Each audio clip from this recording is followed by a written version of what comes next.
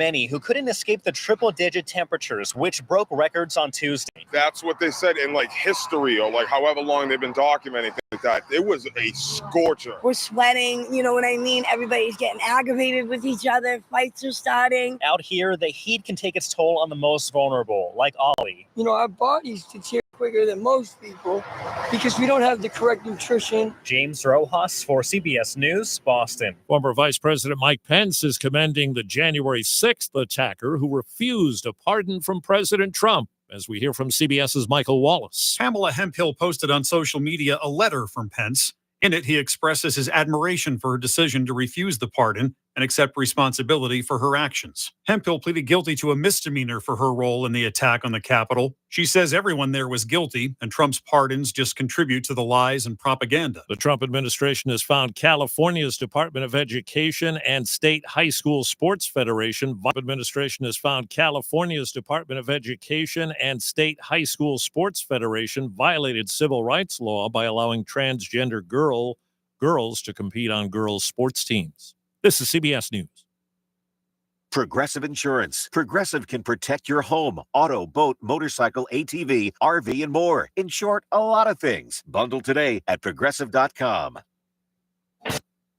Tampa Bay's Tan Talk. Entertaining and informative radio for the Sunshine State. Come on in, sit right down.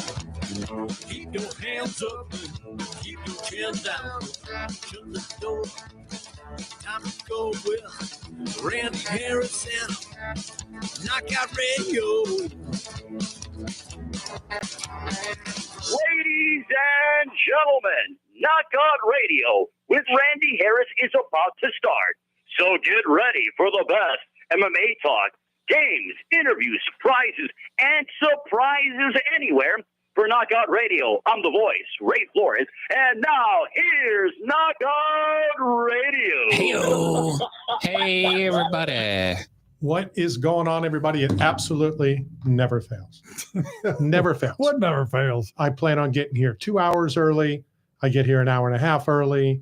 I don't know what I'm doing. This new social media stuff. Can I say the word crap? I don't know. You have to ask the oh my God. The judge. So here we had everything set. We were going to even maybe take some phone calls. We were going to start. Really going to do phone calls? I thought about it. You're going to open up to the trolls?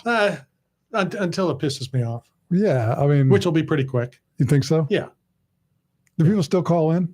I don't know. I haven't taken a phone call since a kid called in from Texas to tell Ken Shamrock his dad could kick his ass. Well, I mean, do we know that was true or not? Well, who was his dad? Who knows? But this was Ken Heyday, Ken. Okay. I mean, the most dangerous man in the world, Ken. Yeah, which he still is. Is he? Just ask him. The most dangerous man in the world. I thought that was John Jones. Or behind the wheel, John Jones is the most dangerous man is that in the unreal? world. It just never goes away. But are you surprised? I mean, the way he gave up the belt so quick, retired so fast, we knew there was something, right? Like John Jones doesn't just relinquish the belt. He's held on to it for the last 46 years. He knew. I don't know if he let anybody else know. Right. But when he just all of a sudden came out and said, I retired, he called the UFC and told them, it makes a lot of sense now. You think? I think so. All right. So here's one of my numerous complaints. Okay. Okay. And I'm going to continue to try to get us on YouTube. We're not on YouTube yet? Well, yeah, I'm saying do it while we're in here. Oh, live. Yeah. I'm trying to go What's live. that camera? I'm looking over there. Yeah, that's Facebook. What up, Facebook? That's Facebook. All right. Now, what's that one? That's YouTube. That's the Tan Talk Radio Network. YouTube. And then I'm trying to get us on our YouTube. God forbid I get here early enough to do it before the show starts. So everybody is saying John Jones is not the GOAT because of his driving, because of his steroids. Because it was out of the octagon antics. Right. Because he ducked Tom Aspinall. Okay. Do you think he ducked Tom Aspinall? Well, I have my own opinion. Duck might not be the right word, but I saw this morning, and, as everybody knows, I don't watch a lot of people. I don't listen to a lot of people, but I saw a little snippet of GSP talking to Joe Rogan. Okay. Back in the day. All right. When GSP said why he wasn't going to fight Diaz. And that is? He had nothing to gain. It's true. Everything to lose. It's not just about money. It's about this. It's about that. Well, but it's okay because George said it, or George. But because John does it, and most people, a lot of people, a good amount of people don't like him. Right. Then it's different. Sure. I mean, and he's right. I mean, this is his last fight of his career, most likely. Even if he did fight Aspinall, Jones, how much longer does he have?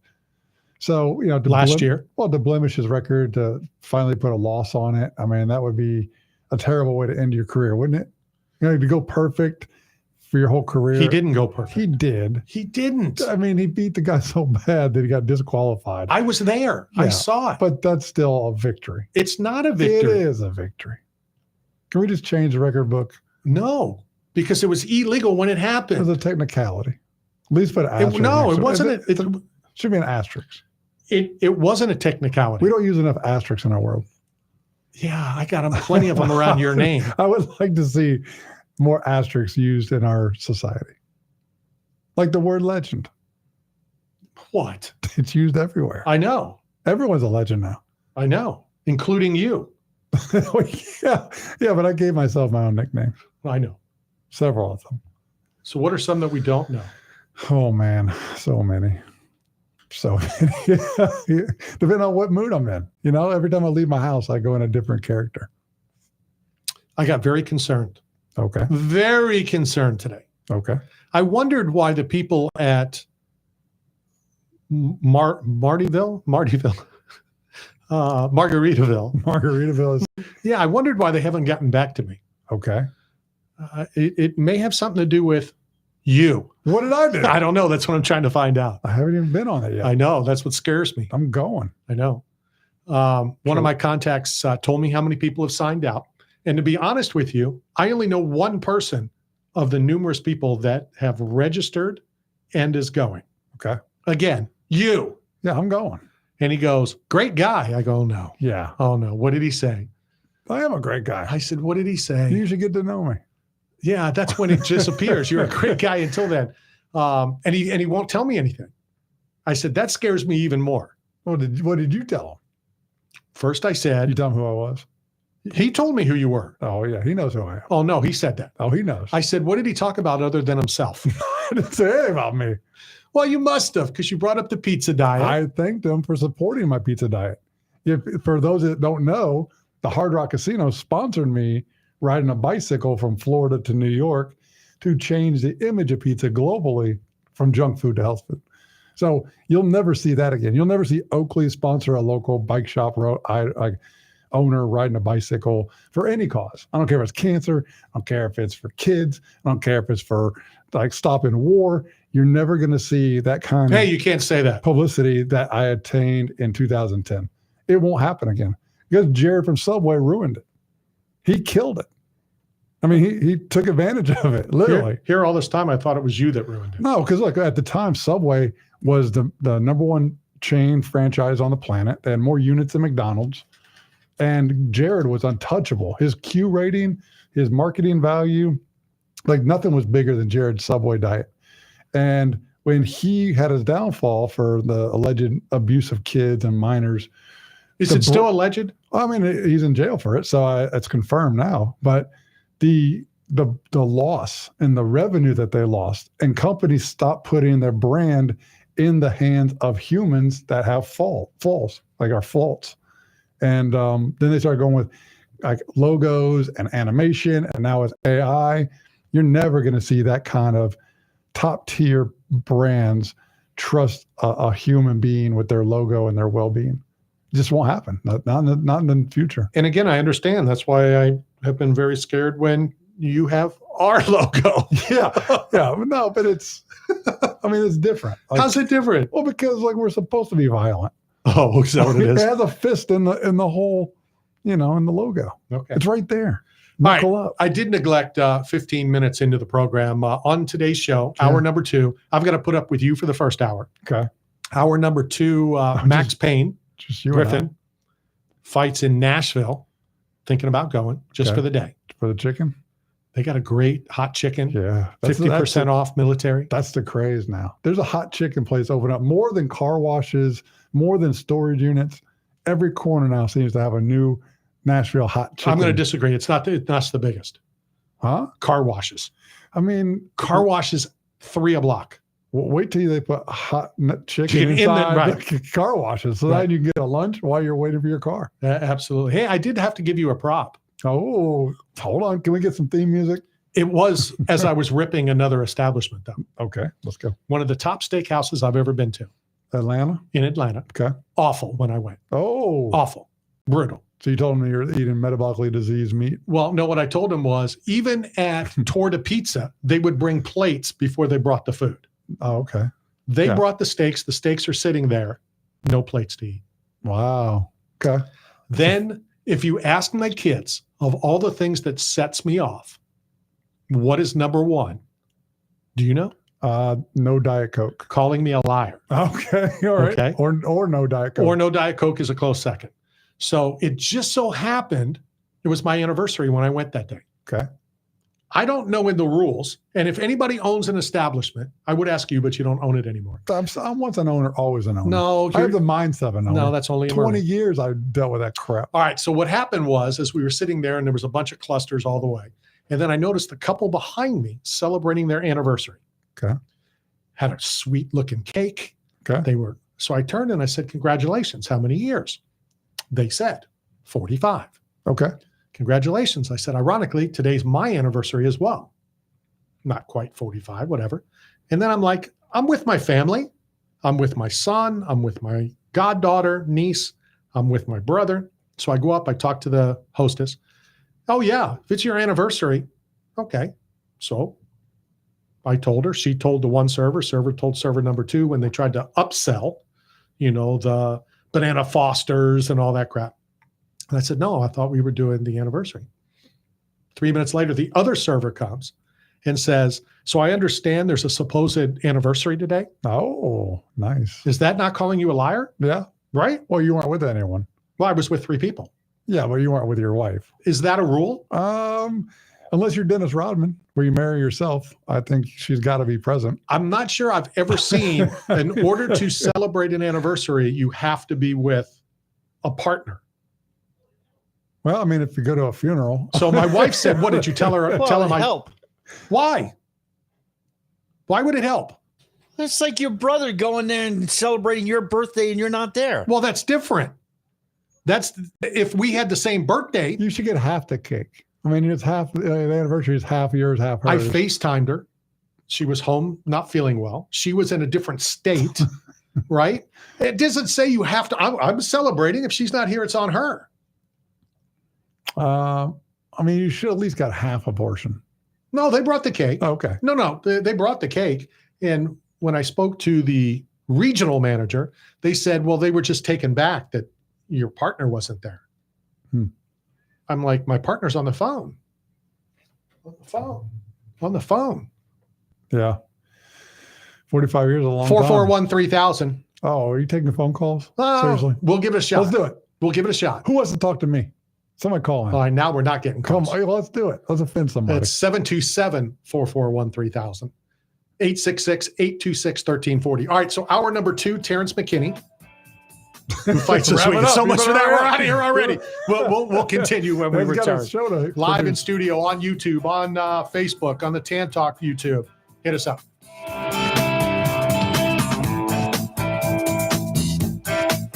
Hi, this is Brooks Robinson, and you're talking sports with Randy Harris. Got bills and looking for work, but nobody is hiring? Staff Zone is, as the leading provider of commercial construction, industrial, and special event staffing throughout the Southeast. Texas, Las Vegas, Salt Lake City, Kansas City, and many other locations. Staff Zone has plenty of work for you, and they need you now. Don't wait. Go to www.staffzone.com and find a branch closest to you. Work today, get paid today. That's the Staff Zone way. Experience the charming Country Depot gift shop located in the heart of downtown Brooksville, located at 36 North Broad Street. From sports memorabilia to antiques, from handbags to one-of-a-kind art and decor, the Country Depot has it all. Check them out at countrydepot.com, Country Depot on Facebook, or stop by the store at 36 North Broad Street in downtown Brooksville. You're hungry. Where do you go to eat? Berg Sports Bar and Grill. You want to have a drink? Where do you go? Berg Sports Bar and Grill. Having a get-together with the guys from the softball team? Where do you do it? That's right, Berg Sports Bar and Grill. Located at 1320 Central Avenue, St. Petersburg, right across from Tropicana Field. Berg's is the best place to take the whole family for food and fun. Going to a Rays game? Have dinner before the game at Berg's, and after the Rays win, come and celebrate with all your friends at Berg's, right across from the Trop. So come down and see Berg and the whole gang at Berg Sports Bar and Grill. Berg Sports Bar and Grill. This is Randy Harris for Mick for Hair at Got Split End Salon in Pinellas Park, our official hair care and grooming provider who caters to everyone, women, men, kids, and senior citizens in an affordable, upscale environment staffed with the most talented professionals in the business. Visit Mick for Hair at Got Split Ends today at 4376 Park Boulevard in Pinellas Park, or call them at 727-290-9873. The once-a-year event is back. Tampa Bay Comic Convention is coming your way August 1st through the 3rd. Join the ultimate 3-day pop culture experience where you can meet your favorite celebrities, explore an immersive vendor hall, hear special guests share stories, and connect with a community that shares your passion. Tampa Bay Comic Convention is the perfect place to bring your family, make new friends, and share unforgettable moments with fellow fans. Save on tickets now with promo code MAGIC at TampaBayComicConvention.com. 8 Man Strong is not simply about the biggest or strongest. It's about those who have survived true lows, suffered, faced demons real or in their heads, and are fighting to come back against it all. If you live with a passion for greatness and strength and resilience towards all obstacles that may attempt to derail you, if you're bold and aggressive in the pursuit of the things you want in life, if you are meant to overcome everything that stands in your path of reaching your goals, then you are 8 Man Strong. Hey guys, I'm Chase Elliott, and you're listening to Knockout Radio.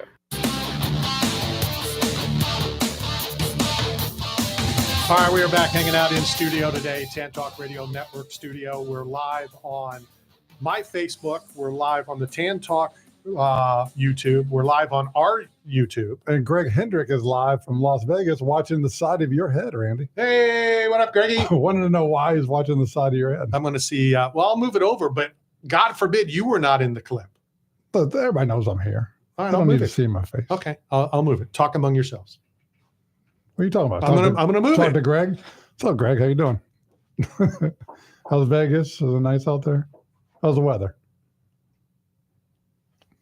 Are you done, Randy? You're awful. What are you talking about? You are absolutely awful. So anyway, hour number 2, Max Griffin fights in Nashville. Yes, he does. Terrence McKinney fights this weekend. And I'm going to say to him, and I'm going to say it now because, people come in, they tune out. This is why I tell all of you people, can I say that? Yeah. Is that politically okay? Sure. Are they going to burn our Knockout Radio banner? If I say, I don't know, they're burning flags on CNN right now. Yeah, we'll talk about Fox that News. later. So Terrence McKinney, how many times do you think Terrence McKinney has fought to a decision, win or lose? Oh, I think he's always done the first round, isn't he? Well, isn't he one of like explosive fighters? So what is your answer? How many I'm decisions? Zero. How many times has it gone into, I think it's 15 fights, 13, 16, somewhere in their fights. How many into the third round? 0. 1. Okay. 1. Yeah, he finishes quick. He's the third fight of the night this Saturday in Las Vegas, and knuckleheads are not going to be there to see it. Crazy. Because it's too early. This guy is exciting, win or lose. Yeah, it's explosive, gets the job done. He's not there to just drag it out. Some fighters want to throw punishment and drag it on. He goes in, handles business, and goes home. Speaking of that, hour number 3 in studio, BKFC, can I say phenom? Okay. Rodney Hinton. Oh, yeah. Do you know anything about this dude? Yeah, I was there for his fight. I'm scared. I was there when he fought. I'm scared for you. Why? Well, I told him I don't really like you and I can't get rid of you. And he said, I'll come in the studio. Yeah. And I'll take care of business. Okay. All right. He did not say that. I was like, all right, well, I guess I got to go polish up my knuckles. Fight of the night, Saturday night. Yeah. And now also in the third hour, David Feldman. Nice. So they'll probably overlap so they can both show much love to each other. So I saw the video of your president of BKFC saying that as soon as the hit and fight ended, fight of the night until the main event. And then he goes, no longer fight of the night. Yeah, right. I'm going to give 2 fights in the night. So they both got it. And it was a big night. First time in Texas. Huge fight fan. Obviously, Texas, bare knuckle. It's a match made in heaven. And probably the biggest news to come out of Texas this week, except for the Liver King being arrested for terrorist threats against our boy, Joe Rogan. Did you see that? I did not. He went to Austin. He's challenging Joe Rogan to a fight, and I guess it crossed the line between trash talk and like threats. And apparently he was apprehended. Good. Words have consequences. Well, apparently Alex Jones broke that news. He kind of reminds me of your boy Bubba the Love Sponge. Who's breaking other news? Yeah, talking about Hogan, which is not true.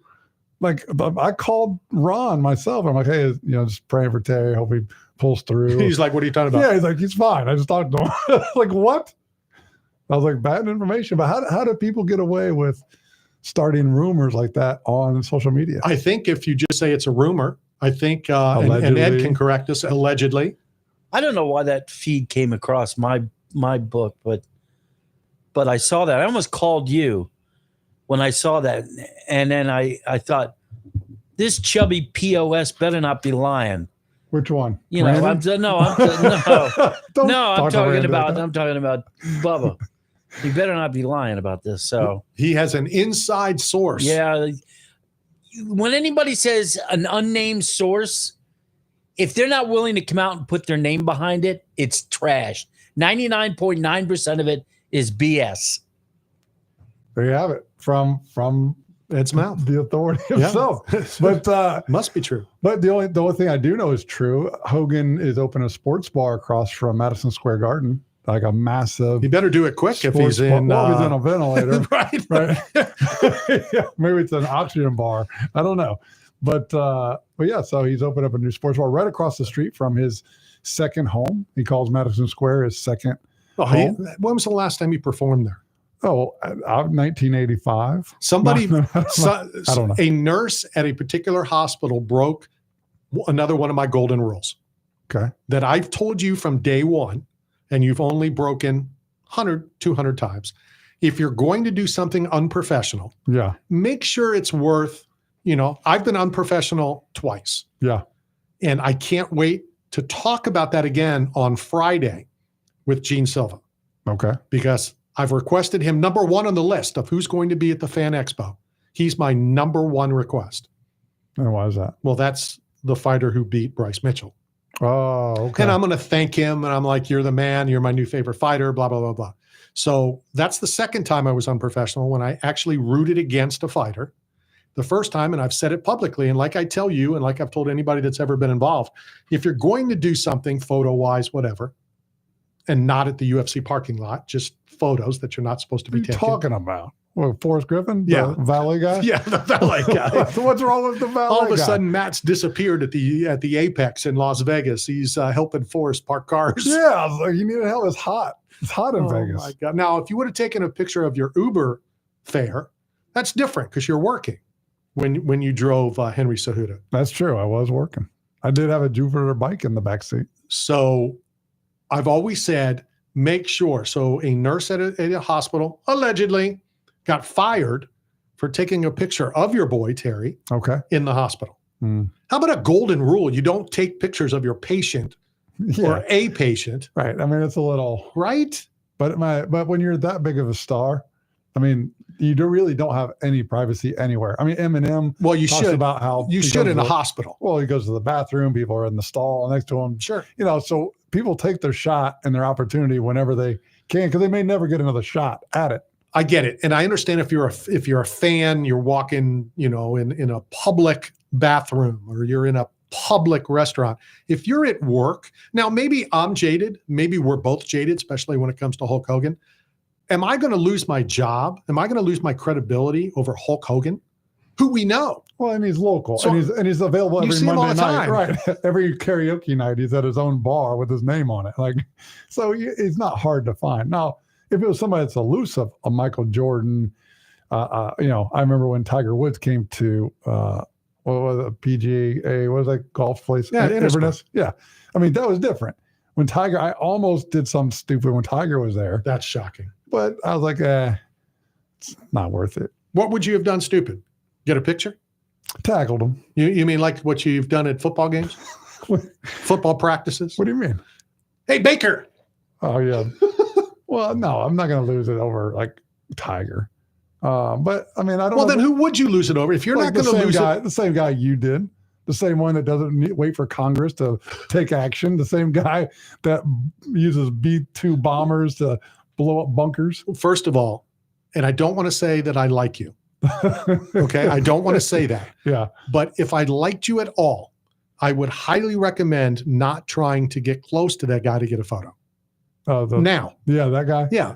I did it. It was at an affliction. He was just, on The Apprentice. Yeah. You're not getting anywhere near him now.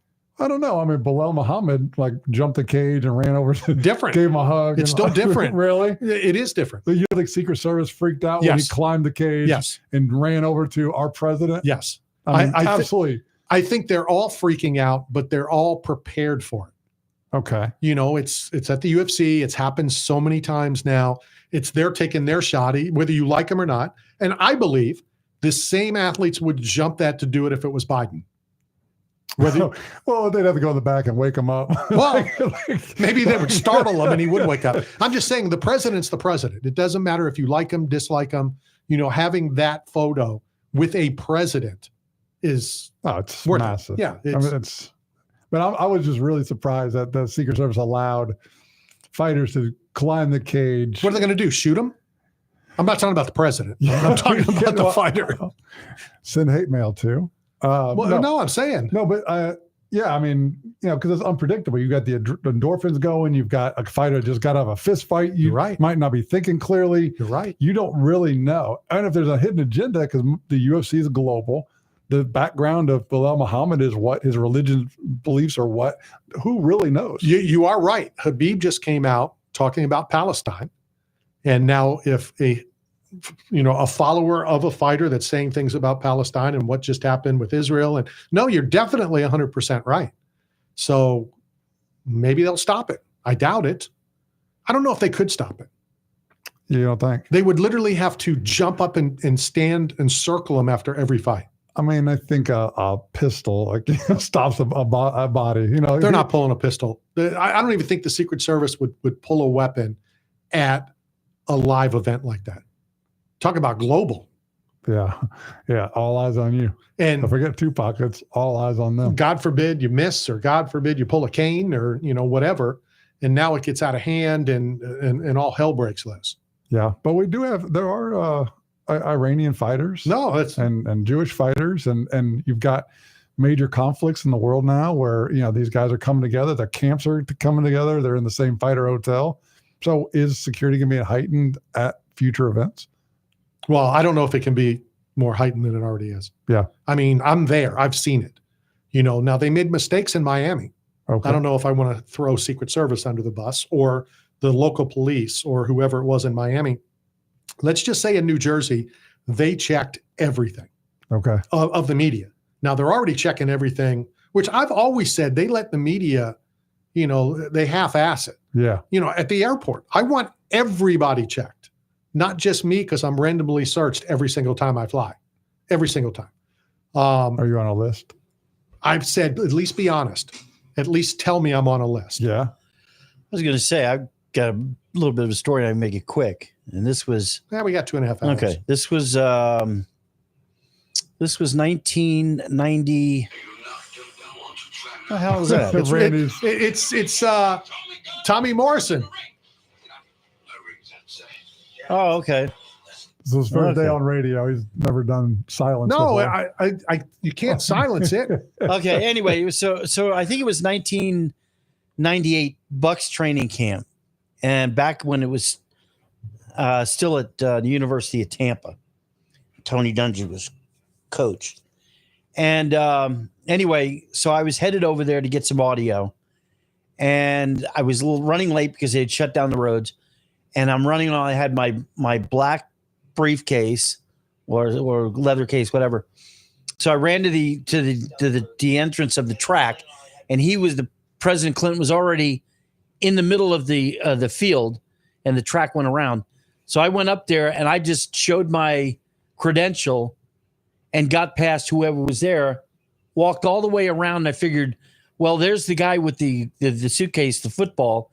So I know Clinton's going to have to leave that way. So I ran to that spot, pulled my mic, reached down in my bag. Can't believe I did that 2 or 3 times without hearing a metallic click. But I did that 2 or 3 times, pulled it out, and interviewed. And I got some audio I still have today, and talked to him, asked a couple of questions, whatever. Came back around, and I didn't realize that they had a pool of reporters to go ahead and go in. Right. But the point is, I got through that whole thing with a black satchel and got through everything, went all the way around just because my credentials said, yeah, media, boom, go. Didn't get searched, anything. I was literally 5 feet from crazy. Clinton. 5 feet. And I'm reaching down to my bag. And the last time I went, oh, dear God, I am not doing this. Really? Thinking, oh, boy. Well, if you would have worked at the McDonald's by the White House and the drive-thru, you would have got closer than 5 feet to Clinton because he was a big McDonald fan. McDonald. Yeah. But pizza gets you that kind of access. You walk into an arena. And I know that story, because when Bush came to $1 and all the media, all of us local media, Buccaneer media, we were not allowed near him. But the pool reporters all walked right up to him and all that kind of stuff. So, yeah, you're lucky to be here. Yeah, and they were the pool reporters, the ones that didn't go, were very upset with me. Sure. They go, who do you think you are going on? I said, I didn't know what was going on. I was running late. I just wanted to get some audio. I didn't know. Nobody stopped me. I just flashed my thing that said, go ahead, you go. If you trade in that black briefcase with 10 hot pizzas in your hand, they'll open the door for you and bring you on in. It's like pizza is a greater access than anything else. Well, it was Clinton. I could have got more audio if I was wearing a blue dress. Yeah. All right, let's go hit a break. Coming to you live from the TAN Talk Radio Networks. This is Monica's show. Yeah. We'll be right back. Hi, this is the Amazing Jonathan. You're listening to Talking Sports with Randy Harris. 8 Man Strong is not simply about the biggest or strongest. It's about those who have survived true lows, suffered, faced demons real or in their heads, and are fighting to come back against it all. If you live with a passion for greatness and strength and resilience towards all obstacles that may attempt to derail you, if you're bold and aggressive in the pursuit of the things you want in life, if you are meant to overcome everything that stands in your path of reaching your goals, then you are 8 Man Strong.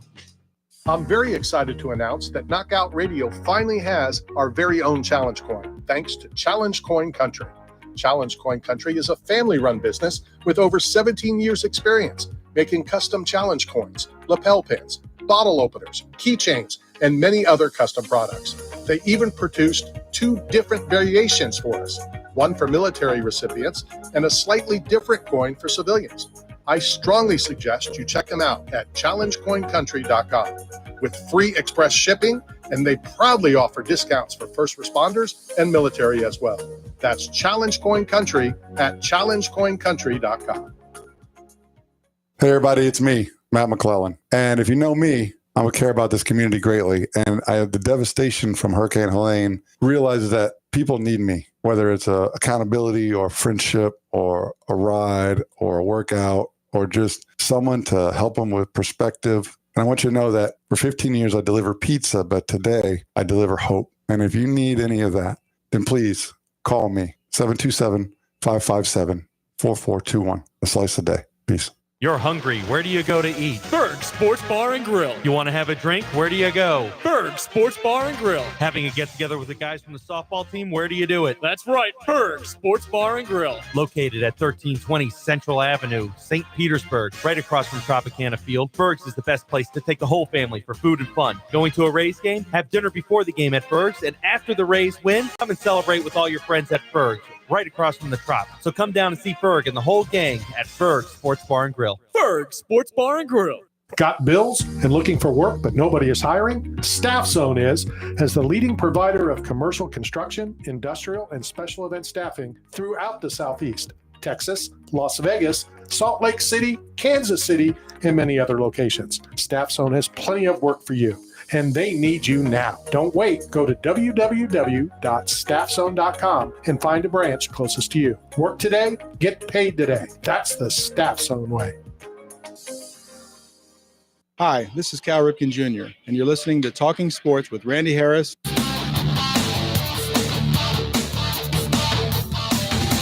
All right, we are back hanging out in the TAN Talk Radio Network studios again. 3 weeks in a row. Yeah, I like it out here. It's a record. It's nice. It's feels like a real studio. Well, if we built the other one the way it was before, it felt like a real studio. I don't know. I like the nostalgia of this one. There's a big satellite dish out there. It makes you feel like you're that's just into space. That's just for looks. Is it? Yeah. It's not real. Yeah. No, it's like the moon landing. That was on the Mars. No, that does work. Oh, it does. Oh, it does. We get our news off of that. Oh, okay. We can fry an egg off that too. Yeah. All right. Well, but that's when like the satellite trucks. I mean, it feels like antennas. Before I forget, dementia is awful. I purposely left my ringtone on. Okay. Because my ringtone, which is my favorite line from any movie, and I told Kenzie Morrison that last week. You did? It was to remind myself to talk about the future heavyweight boxer at BKFC. Because Kenzie looked pretty damn good. He looked sharp. He did look good. Yeah, I mean, haters are like, "Oh, he was awful." What? I mean, you know what he looked like? Let me think. A boxer. Yeah, that's what didn't brawl, didn't do anything, and that'll be the difference from the animal that's coming in. And I'm going to let you challenge the animal. Why? Well, you've said that you only should be allowed one person with a nickname. Yeah. So in your sick mind, okay, Travis might have to fight Rodney for the name. Oh, okay. That's a good fight. That's a good scrap. Like Travis with the experience, the veteran, Rodney with the youth and the explosiveness. And that's a great fight. What's the weight difference? I don't know. Huh. Let's go old school. Weight difference don't matter. Well, that's what DePoya says. It's like, it doesn't matter. Like, I don't get to say in the street if somebody disrespects my wife, I don't say, "Hey, how much do you weigh?" Right, exactly. Like, before I decide to defend her honor, I need to know your weight class. I want to throw a big thank you out to Vet Tix. Okay. Hooking me up in Las Vegas. Okay. They have so many things that's up there this week. I will be not only doing the 42 media events that are there, and then they added the BJJ, which I think is tonight, which I didn't know. Well, Zuckerberg just got invited by Dana to participate in the BJJ. Should have been doing it from the Apex, but I wasn't sure about if construction was done or not. So it wasn't worth it to me to go out 2 days early, to do the show from, Greg's castle or the hotel or whatever. So fly out tomorrow, but the Hall of Fame, the Canelo press conference, the real weigh-ins, the Fan Expo, UFC 317, and then thanks to Vet Tix, new kids on the block. Oh, they're still around. Tape Face. Tape Face. You know who Tape Face is? He was on America's Got Talent. I assume it was the duct tape guy, the ventriloquist. I don't know what he is. It sounds like a dummy, but he talks through the tape. I don't know. I honestly don't know. I saw him once, and all he did gimmicks with the tape, but I didn't see anything after that. Okay. So with the help of Jimmy Denning, I may even be meeting him. Okay. On one of the days. And it works out well because a lot of the events are right next to each other. So like Fontainebleau is not far from the convention center. I can bounce back and forth. If Donnie, gives me the access, I'll be able to go backstage at, New Kids. I'll be able to keep popping back and forth, fights, weigh-ins, all that kind of stuff. So it's going to be a busy, busy time. Do the new kids on the block have new songs, or they play just their classic that everyone knows? I think they had something newish. Okay. We saw them a couple years ago. So it wasn't all right stuff. Like a time warp, hey, it's still pretty good though. Yeah? It was still we enjoyed it. How are they moving around on stage? Are they ZZ Top? Are they still? Because I didn't know ZZ Top moved. Oh, they used to slant. Remember, like they used to do like that whole 45 degree. Yeah, but that's not moving. Now they can barely tilt their head. Well, now there's only 2 of them. Yeah, they're not. The other one is slant. They're slanted now. We're all, you can't add more to the bad stuff that we've done and said. So, but people really, people are not getting better with age. I don't see a lot of like improvement and mobility. I don't know. I think I feel great. Really? Yeah, I really do. Because you're near me. You're like, because you're close to the sun. You know what I mean? Like you get burned when you're close to the sun. Hold on. Is there an S-U-N or an S-O-N in moron? M-O. I don't think I'm look. So Saturday night was Fight Combat in St. Pete at the Coliseum. How many pictures did you take? None. I was a Billy Kid. I'm a professional, Randy. Like, how dare you question my integrity? Crazy. So I saw. I'm not questioning your integrity. I'm questioning your professionalism. I have both. I believe Nico Price walked past me. I didn't say, Nico. I didn't, I was doing my job. I was in Billy Q's corner with his fighters. I went from the most elite, dominant athletes, top athletes on the planet, to Disney's Blizzard Beach the next day. And I saw both worlds, like from extreme fit to not fit. And let me tell you, the world is in trouble, man. There are a lot of people that are metabolically damaged and in trouble. I'm not arguing that. I was at Disney Monday. It's Tuesday. It's wild. Yesterday. I went yesterday. And I don't know how people do the parks. I was wore out. The sun, it's the hottest place on earth. Happiest, but it's the hottest place on earth. It's not always the happiest. Have you seen those prices? Yeah, it's not that. It's crazy. So, but just the endurance that it takes physically to go, the walking and the trams, or waiting in line and standing on your feet. Yep. And then my wife did the double dip water park, and she threw her back out. So she's not on the first dip.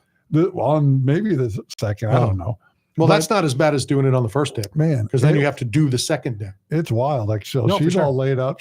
Her back is thrown. So it's but the food and the lifestyle and just it doesn't look like people are even trying anymore. Well, I guess I understand, because I bought a bucket of popcorn, and then they gave me a dirty look when I came back, because you buy the bucket. I used to buy, the limited ones, and we would collect them and all that crap. But now it was just a regular, looks like a pail bucket, from the beach. So it's X amount of dollars, and then a refill's $2.25. Okay. So after we ate it the first time, I went back for a refill. I said, 2 refills, please. Okay, $5 and whatever. I handed him the bucket. He goes, where's the other bucket? I go, no, that bucket. He was confused. I said, no, I'm going to get 2. And then when he handed me back, I put it in a baggie and I got another refill. Okay. I had a long drive home. The popcorn's pretty good at Disney. It really is. For $2, the popcorn's pretty good. So they also have the chips in the cups. So like when you get we went to Pop Century, stayed in the hotel, did the experience. So they give you a cup from the cafeteria. When you put it on the sensor, it tells you how many refills you have allotted. So it's man, that place is so futuristic. No, for sure. Even though it's all nostalgic. No, wait a minute. You go to an all you can eat buffet. Do you bring a suitcase? Hold on. Wait a minute. Wait. First of all, they're 2 entirely different things. Yeah, he's paying for the refill. I paid for it. I'm not stealing. No, I didn't. No, but I'm saying. I don't know. No. Come on. One's a buffet where you can't take food home. Okay. Well, why stop at just one? Well, why for $2.50? Why didn't you just buy 10 of them and bring a Glad garbage bag? Well, I did buy fill it up and eat it for the next week and a half. Because it'll get stale after a week and a half. But we've got this down. We know time schedules. So by the time I got from the back park, I don't know if you've been to Magic Kingdom, back where Dumbo's ride is stuff, where I bought the 2 refills. By the time I got to the front to leave, I bought another one, and then kept it in the bucket, and that way I snacked on it on the way home, and I'll eat it on the plane tomorrow. And God, what? I know. I've thought you were talking about a movie theater at first. No, Disney can suck up the extra couple of buckets. No, but I didn't do anything. I paid for it. I know that, but I don't know. But we had a great time. We got back to you. Yeah, no, but it was a great trip. It wasn't like the full Disney experience. It wasn't going like Hollywood Studios and doing all the But it's a water park. It was just enough. It was on the outskirts of Kissimmee. You weren't all the way into Orlando. It was easy to get to. How many rides isn't the right thing, but how many adventure water? Water things are there. I mean, you have the tallest one, the summit. The plunge at the top. Is that the one that the most steep? The bottom drops? Yeah. Or is that at a different place? I think that's a different place. But that's. But yeah, no, it was a great. I mean, it was that would be a major hell no. If the bottom drops out. Yeah. They do those on the cruise ships. Yeah, I know. And it was a hell no then too. What about Margarita of the Sea? They have a slide on there. Did you go on it? No. Come on. No, I just didn't get to it. No, you're going to have a great time on it. Yeah, I think it's going to be awesome. It's now it's different than me getting extra popcorns to take home. You cannot take the burgers from something at 5 or I forget what the name of what was the song? Cheeseburger Paradise. Yeah, Cheeseburger Paradise. You can't take those home. You can take them back to your room. Okay. You can take them into the dining facility. Okay. But don't bring a Tupperware. You can't take burgers home. Right. Yeah. Well, you cross an international border. It depends on when it closes. What do you mean? Well, if you're back in international water, if you're back in our waters, not international water. Oh, you get to take it off the boat? Yeah, maybe. And I don't think so. Try.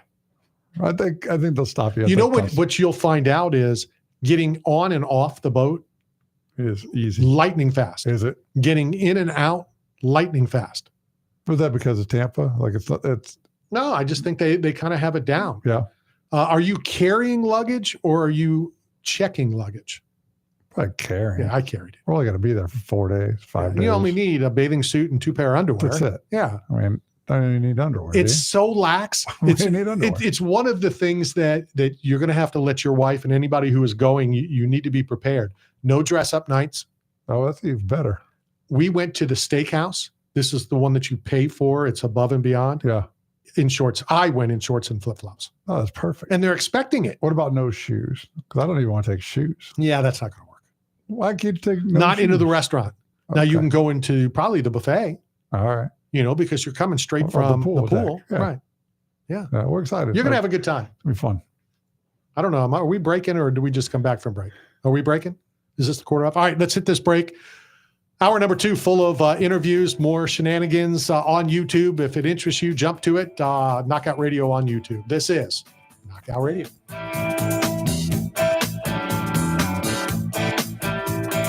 This is Michael Clayton from the Tampa Bay Buccaneers, and you're talking sports with Randy Harris.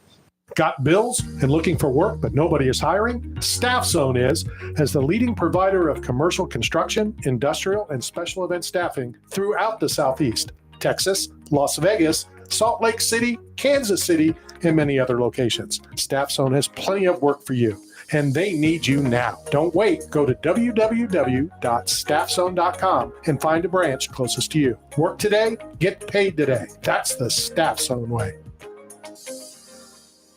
You're hungry. Where do you go to eat? Berg Sports Bar and Grill. You want to have a drink? Where do you go? Berg Sports Bar and Grill. Having a get-together with the guys from the softball team? Where do you do it? That's right, Berg Sports Bar and Grill. Located at 1320 Central Avenue, St. Petersburg, right across from Tropicana Field. Berg's is the best place to take the whole family for food and fun. Going to a Rays game? Have dinner before the game at Berg's, and after the Rays win, come and celebrate with all your friends at Berg's, right across from the Trop. So come down and see Berg and the whole gang at Berg Sports Bar and Grill. Berg Sports Bar and Grill. The once-a-year event is back. Tampa Bay Comic Convention is coming your way August 1st through the 3rd. Join the ultimate 3-day pop culture experience where you can meet your favorite celebrities, explore an immersive vendor hall, hear special guests share stories, and connect with a community that shares your passion. Tampa Bay Comic Convention is the perfect place to bring your family, make new friends, and share unforgettable moments with fellow fans. Save on tickets now with promo code MAGIC at TampaBayComicConvention.com.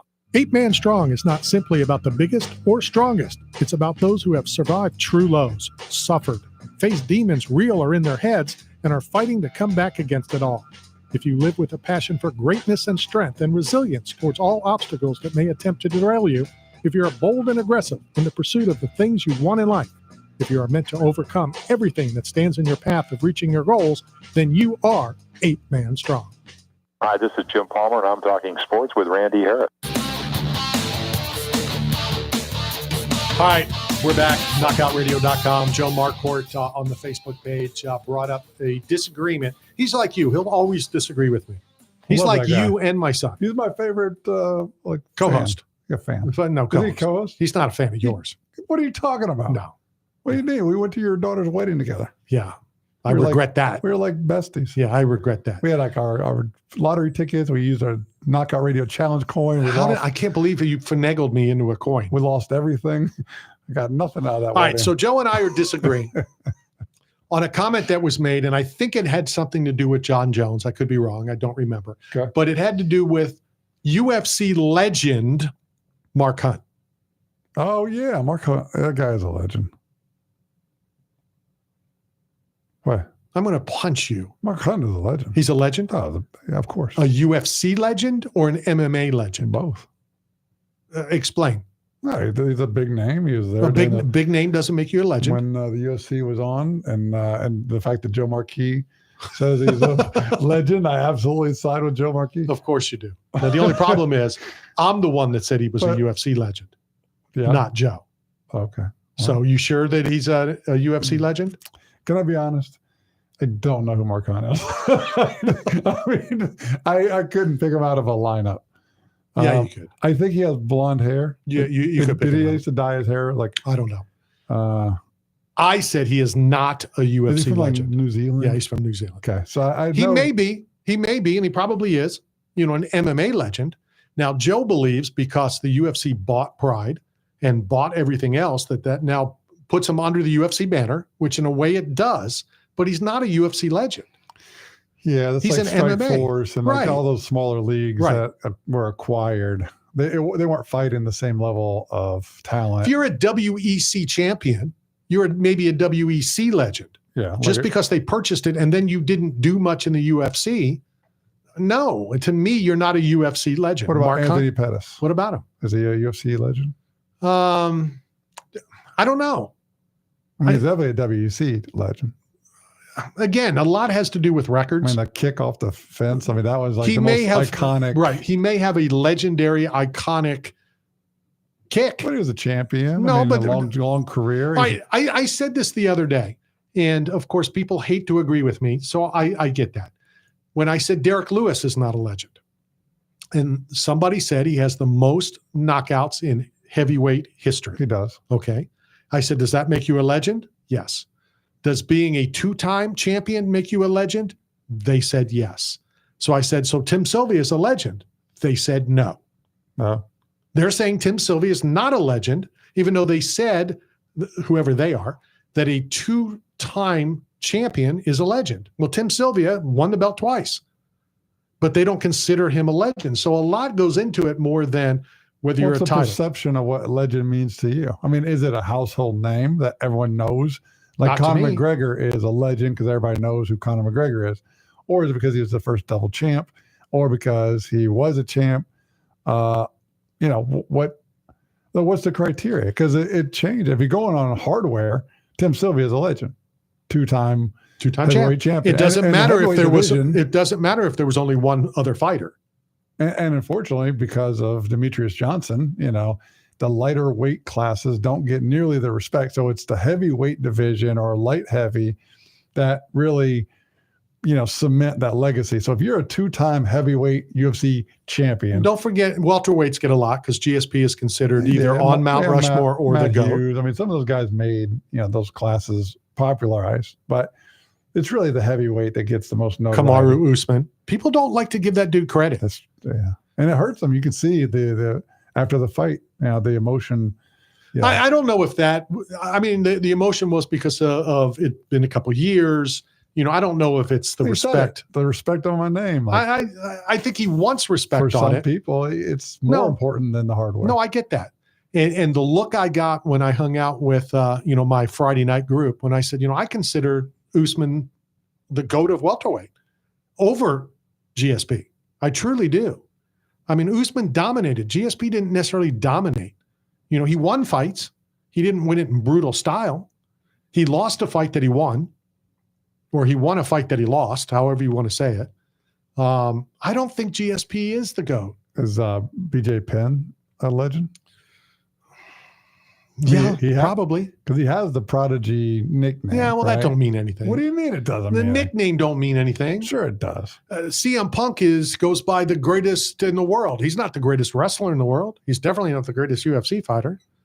Quit disrespecting the Phil? CM Punk. Keep disrespecting Come on. Phil. He wants the respect on his name. Yeah. When's he going to get it? Stepping in there against Mickey Gall. No. G. That's respect. Again, I've never said that I disrespect him. I just don't think that he's a legend.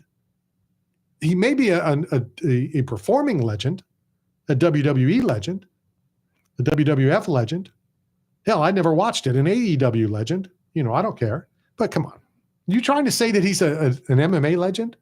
I don't know. Massive kahunas. More people probably know who CM Punk is than Mark Hunt. Yeah, but CM Punk never fought in the UFC. He did under his name, CM Punk. He didn't fight under Phil Brooks in the UFC. See, I don't remember what he was. He didn't fight under his legal given name. Did he? All right. But either way.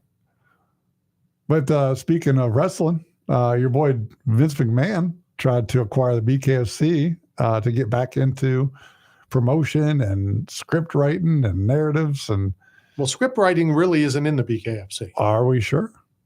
I mean, because Shaq's saying that the NBA is scripted. I mean, he's on a podcast talking about, things that are not supposed to be scripted or crazy not things scripted. have happened in the NBA. Yeah. I mean, it truly has. When certain things happen like trades and then they get the number one pick. Like 10 years in a row. It's Like, crazy, yeah. The numbers are staggering. It really is insane. New Orleans, what they got your boy. It's my boy in New Orleans. The guy you ran into on the elevator and chased him down. Oh, Zion Williamson? Yeah, right. Yeah. When they had the number one pick after Anthony Davis left. How does that happen? Dallas had, I think, like a ball and a half in the bin. And the half a ball is alleged is the one that rose to the top. Yeah, it's all, pretty much crazy. All right, 1 hour down. In hour number 2, Max Griffin will be on. Terrence McKinney will be on. Hour number 3, the Animal will be in studio. And then the president of BKFC said no to Vince. Yeah. David Feldman. But before the only word more used than the word legend is coach. And I'll tell you a story about Mr. Beast when we come back. All right, Coach. This is Knockout Radio. We'll be right back.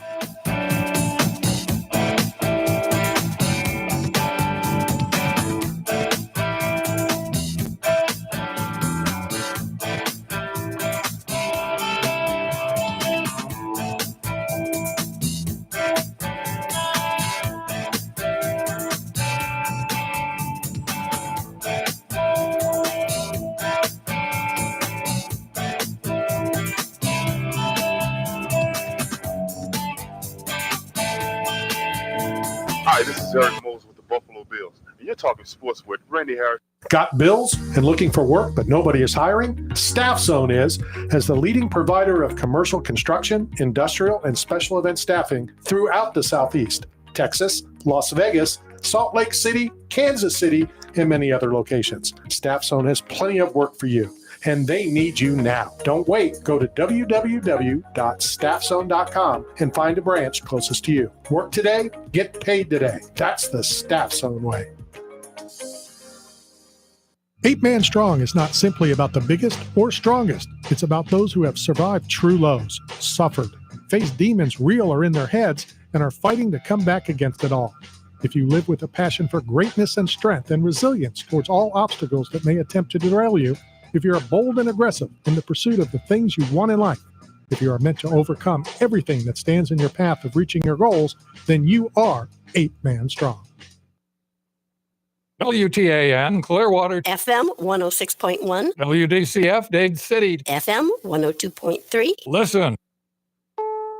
This is CBS News on the Hour, sponsored by O'Reilly Auto Parts. I'm Steve Kathan. President Trump disputes an early U.S. intelligence finding on the effectiveness of U.S. military strikes in Iran. The site is obliterated, and we think everything nuclear is down there. They didn't take it out. The intel readout was that Iran's nuclear program had been set back by just several months. I'm Vicki Barker at the Foreign Desk in London. President Trump insists those U.S. airstrikes did devastate Iran's nuclear capability. And if you don't believe him, he suggests, ask the Iranians. Just came that Iran's foreign ministry spokesman, this is Iran's foreign ministry, says it's near its nuclear installations were very badly damaged by the American strikes. Insisting to reporters gathered at the NATO summit in The Hague, the Iranians won't rebuild because, quote, they've had it. Vicki Barker, CBS News, London. At the summit, CBS's Ed O'Keefe reports Trump pushed for and got increased spending on NATO from member nations. The goal is to have everyone spend about 5% of their GDP in the next 10 years on a combination of troops and tanks and weaponry, but also the roads and bridges and seaports needed. The U.S. essentially meets that. Poland meets that. Very few others, including Spain, do. And so now they're going to start increasing that. So it's a big accomplishment for him. Forecasters say the brutal early summer heat wave will break along the east after today. This man is in Charlotte, where it'll hit 97 today. Just got to grit and bear it and deal with it and stay hydrated.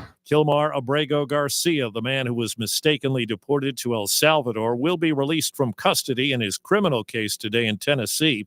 CBS News legal contributor Jessica Levinson. Victory for Mr. Abrego Garcia is largely short-lived in the sense that he will likely be going directly from criminal custody to ICE detention. New Jersey Democratic Congresswoman LaMonica McIver pleaded not guilty in her federal assault case stemming from an incident at a detention center.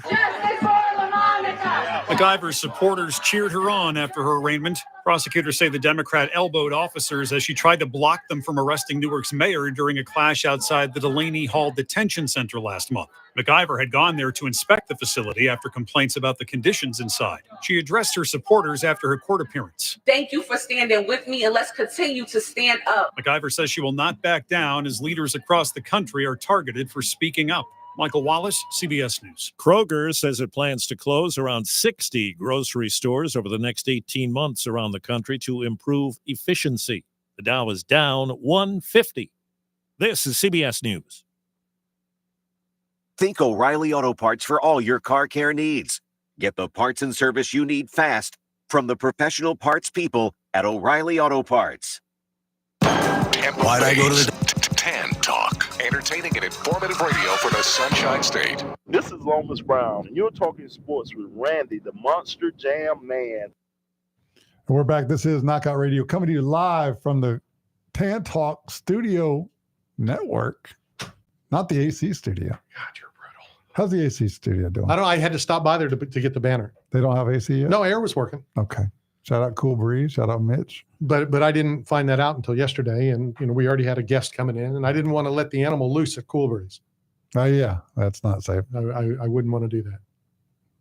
So Yeah. I had to be, No, but Plus, you'd like it here. I do like coming here. I do. I like Clearwater. I mean, somebody's got to take over when Hogan, hangs All right, it so up. this is what, if you want to continue coming here, this is what you need to do. You need to go get a job. Okay, I'm talking to Joe Marquis right now. And I wanna do well, an you interview. need to reach out to somebody else. Dang it. And I have intel. And we need to build our own studio here. Okay, let's build it. You know how much money that would take? Yeah, let's go talk to the Scientologists. They got money. Let's do it. Like we can. Let's see. They got the Geek Squad outfits. The uniform. Let's see how good your sales could be. Man, those guys are like robots. Well, we could have our own studio in here. Lock key. Let me tell you something though. No joke. Like I go everywhere barefoot. It's just part of my thing. I do it everywhere I go. Any place I go, I try to not wear shoes. I'm not wearing shoes right now. Yeah, I know. I saw. So, but when I went to the Scientology, they had a sign like "Welcome" or "Everyone's welcome." I walked in barefoot, and they accepted me where other places wouldn't let me in. So shout out to the Scientology. Great. A bigger shout out's coming. And there's the guy, Travolta, right there on the wall. Let's do a better shout out. All right. To our friend, more importantly, my friend, Max Ping. Max, what's up? What's up? How you guys doing? All right. How are you? Awesome. Very great. I guess you have a fight coming up soon. Yes, sir. 2 weeks, 3 days. But who's counting? I was going to say, I was waiting for the hours, but who's counting? How has, let's get the business of that and, then, no, you know what? The heck with that. We'll get to that in a minute. How's the family? How's everything going out west? Family's good. Family's good. Life's good. My wife's birthday is Monday. Oh. It's always from nearer fight time, but she understands, How has family life changed, if at all, as you're going through the fight game? They've luckily been around it the whole time. That's all they know. But I mean, they're used to it. They know it's part of what Dad has to do, and it allows the opportunities that we have. So they're supportive, fully supportive. How does family, handle the fight? Not even, fight week, all that stuff. I mean, nicks, bruises, blood here. How can they control their emotions? I'm not sure if they do, but I think they just been around enough time that they have the experience from seeing something gnarly, but it's usually on the other end. It's usually a year I took off or something I did to someone else. It's better than me. I have a friend of mine, or at least I think he's a friend, played in the NFL. He went to MMA. He fought in the UFC. And at one of the fights, his wife, who I've been very friendly with for 20, 30 years, she came up to me all emotional. She's like, they're booing my husband. I go, yeah, it's different. Even though you got booed in the NFL, how weird is that from the family standpoint? If those 3 people that have booed you in your career, if they happen to hear it. The booing stuff could either piss people off or, I'm kind of used to that. So I remember going to Brazil or Mexico, they want you to die. So I think it's good to get a motivation. Do you really think they want you to die, or they're just reciting that chant that says you're going to die? I think they want you to die. Really? Knowing you, the way I do, I think that you're a type of person like me. I like being booed. It gets the adrenaline going even more, doesn't it? For sure. Versus everyone loves you. It's different when it's like you have it kind of puts a big chip on your shoulder. It gives you some more juice. Versus the guy who's just loved, right? Right. Well, I think, and correct me if I'm wrong, especially fans, it's going to be dump on fans for a couple of minutes. Fans love you until you lose, and then they hate you. If they already hate you, at least it stays consistent, and they're going to boo you the whole time. For sure. A lot of them are fair weather, but, we have some truths that rock with us. No, a lot of them rock with us. But they forget quick, too, So, Max, on a scale of 1 to 10, how much force did you put behind that leg kick when you kicked the trash company Strong Sons driver? Strong Sons. I would say about a 3. Yeah, it looked like you really held back. Like, I really wanted to see you like whip that thing over, turn the hip over, and snap a femur or two. If you turn that up, it's loud. It's that shin hits, and he sent me some pictures. He was laid up that whole night. He was laid up on the couch and out of commission. What's the craziest thing a fan or anybody's ever asked you to do other than, obviously the leg kick? These ladies in Jacksonville wanted me to go home with them. Welcome to Florida. Like 4 older ladies. My wife was there too, and people are crazy. You figure like a champ, but they were ready. That's insane, and I don't understand why fans do that. Hey, I want to take a punch. They've taken the Chuck Liddell leg kick. You're like, I don't understand, and what that proves. Even if you don't die, so you took a leg kick from Max Payne. It's something to say. Yeah, it's something that you can say. A story for your kids. A story for when I'm wrecking some guy on TV. That guy punched me, kicked my leg. It's something, it's something. So speaking of something to say, every time, I don't know what happened. I don't know how I followed you or how when you came to the restaurant and we did that cooking thing. I don't really know how, but every time you post something, I get a notification on Instagram. And I don't get that for any of my other followers but every time you do something, my alert goes off that says Max Payne did this. So I stay in touch. I follow up. I'm watching the biohacking and learning new tricks on how to recover. So what do you got for the fans? What's the newest thing in the biohacking world? The newest thing in the biohacking world. I'm doing so much different stuff. But to be honest, now I'm getting more in the like astral projection, soul traveling shit is what I'm working on now, which is a whole nother level, man. Really, we're just consciousness in our bodies, our biological vehicles, really, if you break it down energy-wise. So I'm working on intentionally exploring. Yeah. I just being conscious, it's crazy. It sounds like some Fruit Loop stuff, but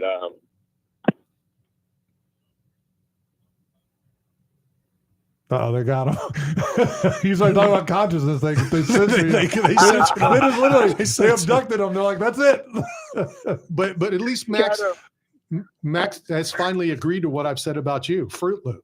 Well, I'm conscious. I'm conscious and I'm aware and I'm on that same frequency, baby. And speaking of Fruit Loop, before I forget, going back to you think it's a story, if some moron comes up to you and wants a leg kick, that's a story that they can tell their kids. If I was to tell my son or daughter or wife, for that matter, that I have a story about when Max kicked me, they all three would call me a moron. They start calling you something. Well, I guess. So what would you recommend fans to do other than something as ridiculous as a leg kick or getting choked unconscious or something like that?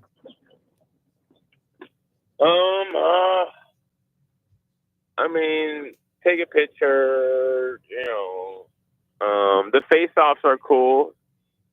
Those are a story to tell. I love staring down these fans, A friend of mine, feel the fire in there. Yeah, a friend of mine would tell me, and I'm sure this has happened to you, that he would get letters all the time asking for money, asking for them to pay off their house, ridiculous stuff like that. Does that happen as well? Yeah, and it's always someone you don't know. Someone has some balls to ask somebody they don't know. I can get it if it's someone you've interacted with, someone that is maybe possible, but you get these cold calls. How about somebody that taught you how to make pizza, huh? I'll take it. I love pizza, man. Every time I hear your voice, I think about us making pizza. Yeah. He got lazy and got out of the pizza business. I've had 2 pizzas since he stopped. I'm in the biohacking world now. That's what I do now. Well, really? Yes, sir. I run a lab here in Tampa. I work for the Queen of Biohacking. We're using Tom Brady's brain tap technology, controlling alpha waves, gamma, delta, theta. We're doing the BioLink, bioscanner, recovery, red light, all that. We got all that in Tampa. So beautiful. you come through. I just did some brain stuff, and it's called NeuroFit. It's out here. It's kind of my San Francisco. It's called Dyson. My brain was super powered down. I had a bunch of fight or flight on there locked on, but I graduated the program, and I've been thinking hella clear on. Like, the future is now, man.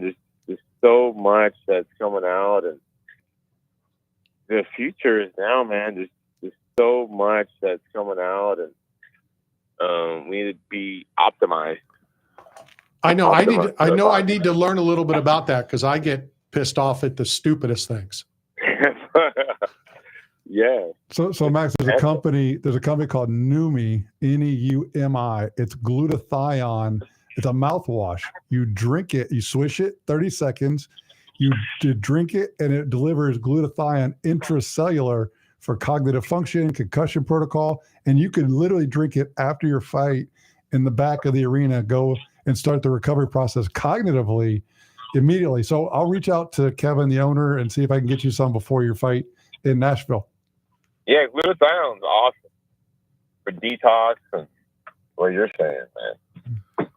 All right, let's find out about another of your side things. We'll get back to the Fruit Loop stuff that you guys are talking about. The cards, when you're opening the boxes and stuff, what's the most valuable card that you've pulled so far?